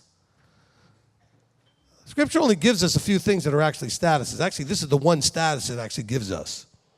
It says you're either tameh, which is unclean, or you're tahor, which is clean. Those are your statuses. I guess you could also be covenanted or not covenanted. But this is the status. And he says, this particular thing he's been talking about here in chapter 12, he says, when you're doing this, you don't have to worry about if you're tameh or not. You can eat of it. Okay? So people read these verses and go, oh, you see? He says they can eat whatever they want. No, he says they can be in whatever state they're in and eat clean things. In this particular context of what's being talked about, which is feasts. There's a feast-related thing that he's talking about here. Okay? So, by the way, that's repeated, I said, in a couple of other places. You see this in verse 22. It says, only as the gazelle and the deer are eaten, so are you to eat of it, the unclean and the clean alike. People. The food is still clean. Okay? In 15:22, it actually, not 15:20, where is it now? I'm in the wrong verse. It is 15:22. It says, eat it within your gates, the unclean, clean alike, as the gazelle and the deer, right? So it keeps giving you these verses. Okay, so they're listed. Now, when we talk about things being clean and unclean, you need to know that these are clean animals. All right, let's see. What else do we need to cover? We have any more time? A couple of seconds left. All night, all day. We'll keep going. Marathon time. 12:19. Guard yourself that you do not forsake the Levite as long as you live in your land. So that just means, really what it means is that just make sure that your Levite is taken care of. And the only way to do that, really, or I shouldn't say the only way, the best way to do that, do your tithing. That's the inheritance for the Levite. Just do your tithing. And some of you, I want to be really hard. Not in a loud way. I'm just going to be really hard. And I want to be very blunt. If you're not tithing and offering, which he commands both, there's no suit waiting for you. It's a commandment like any other commandment. It's not one like, well, I don't like it, so I'm just not going to do it. But I am keeping Sabbath, and I am keeping feasts. There's no commandment that's of less importance or less relevance than any other commandment. If you're not tithing, you're not covenanted. You're not doing what you're, just like if you're not keeping Shabbat, just like if you're not keeping the feast, just like if you're eating unclean, you're not covenanted. You're disobedient. Because some of you out there, when I talk to you, are still telling me you're still struggling to figure this tithing thing out. No, you're not. It's not rocket science or advanced mathematics. I've got little children that tithe because they're excited to do it for whatever reason, and they can figure it out. You haven't figured out how to get beyond your emotional challenge with having to take the money out of your pocket and put it where it's supposed to be, because you still think it's yours. And by the way, some people out there now going, he's just trying to get more money. No, I've got more money than I'll ever need. That's fine. This is about you. And when I say that, when I mean I have more money than I'll ever need, I have the ability that if this stopped today, I could get a job that pays more than this. I've worked to get to that place where I could go and get something that pays better than this does tomorrow. So I don't need. You need.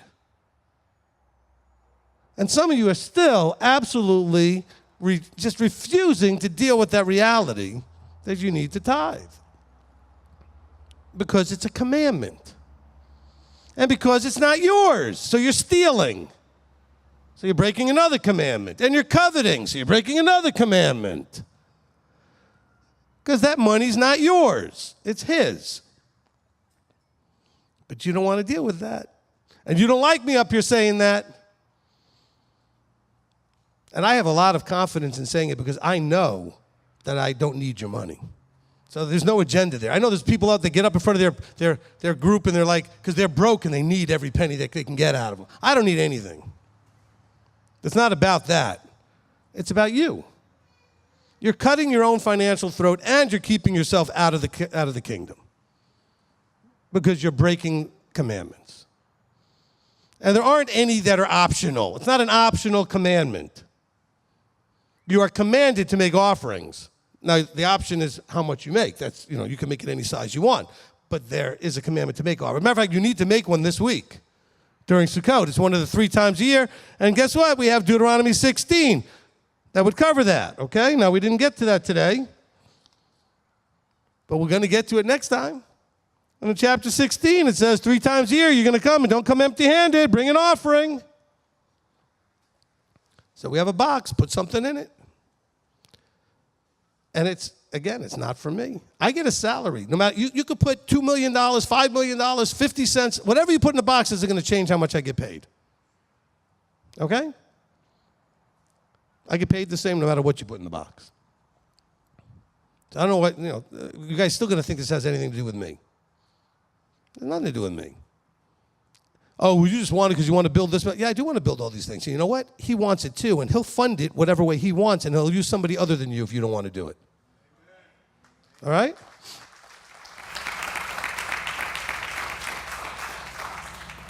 What you do isn't going to affect anything except you. Do you understand what I'm saying? It's not going to affect this ministry. It's not going to affect what Yahweh's doing. It's going to affect you. And so you got to get over that. And we're going to talk a lot about this next time because we're going to cover chapter 14 and chapter 16, and there's a lot of tithing that's covered in that. But we have to get past that because it says, don't forsake the Levite. Because the Levite does get its sustenance from the offerings and the tithes. And so the Levite, metaphorically, is also talking about the one standing before Yahweh full time to do this. Most of you have expressed that you are blessed by what I give you. Hold on a second. I'm only able to do that because I do this full time. If I had to work a full job, I wouldn't have the time to give you what I give you. There'd be no way to do the studying, the writing, the providing of all of the different things that you have. It'd be impossible. And that's why he says, don't forget the Levite. Otherwise, the Levite would have to work a regular job and not be able to work your job, the job you need him to do. And it's so funny because I meet people that are thinking, oh, man, your job is so great. I wish I could do what you do, thinking that it's easy. I don't know. I was here yesterday at 8:30 in the morning, did the zone meeting at 10, went to the picnic, at which I did not picnic. I counseled the entire time I was there after doing the mikvah, went home, came back here, and counseled the rest of the night. And that's a normal, everyday thing. So if you think this is going to be easier, this is the hardest job you'll ever have. You will work harder and longer doing this than you'll ever do anything. But it's great. It's worth it. It's a blessing. You understand what I'm saying? But I don't want you to think, oh. I had somebody one time walk up to somebody years ago and said, well, I don't know why we put any money in the box. All he does is work for a couple hours on Saturday. Follow me around. Come spend a week and just follow me around. Okay? Or ask somebody who already follows me around because he works with me all day. Ask Elder Billy what it's like, my hours, and how I work. And that's not about bragging for me. It's the job, not me. The job requires it. You think Moses had a lot of vacations? You think he got a lot of sleep? He was busy all the time. So don't forsake your Levite. That also includes pray for them, encourage them, go over and say, I appreciate you. Okay? I think these things are critical. And then the last of it we already covered quite thoroughly was all the beware false prophet stuff, so I won't go into that. And it's 6 o'clock, right on the nose, perfect.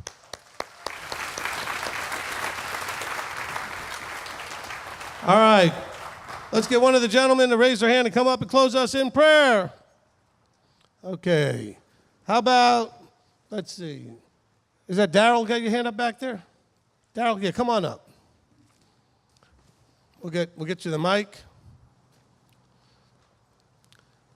This is Daryl from Canada. Yeah. All right, if you'll all rise, we'll go ahead and close in prayer. Abba, Father God, I just want to lift you up and praise you and thank you for all the things that you provide in our lives. Thank you for Rabbi Steve and the leadership here that pushes us and encourages us and disciplines us and just continues to remind us of the things that we are to do. Thank you for allowing me to be here in your presence and to be in the presence of the Mishpachah and just to gather around the brethren and sharpen each other and to be encouraged to push on and to finish the race. And I just thank you for your teaching. Thank you for all the anointings and here and this. Bless us as we go our way. In Yeshua's name we thank you. Amen. Amen. Amen. All right, to all of you out there, we appreciate you. We love you. We look forward to seeing you. We'll be back here on Friday, okay? We'll be doing this Friday morning, so the next session will be Friday at, do I have the wrong sheet in front of me? Let's see, I do. Hold on. At 10 o'clock, I believe. What do I do with my...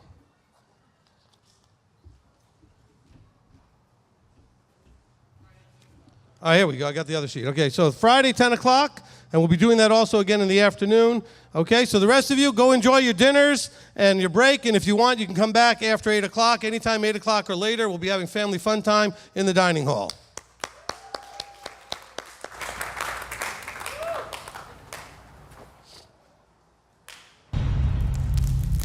All right, Ben, want to come up and grab...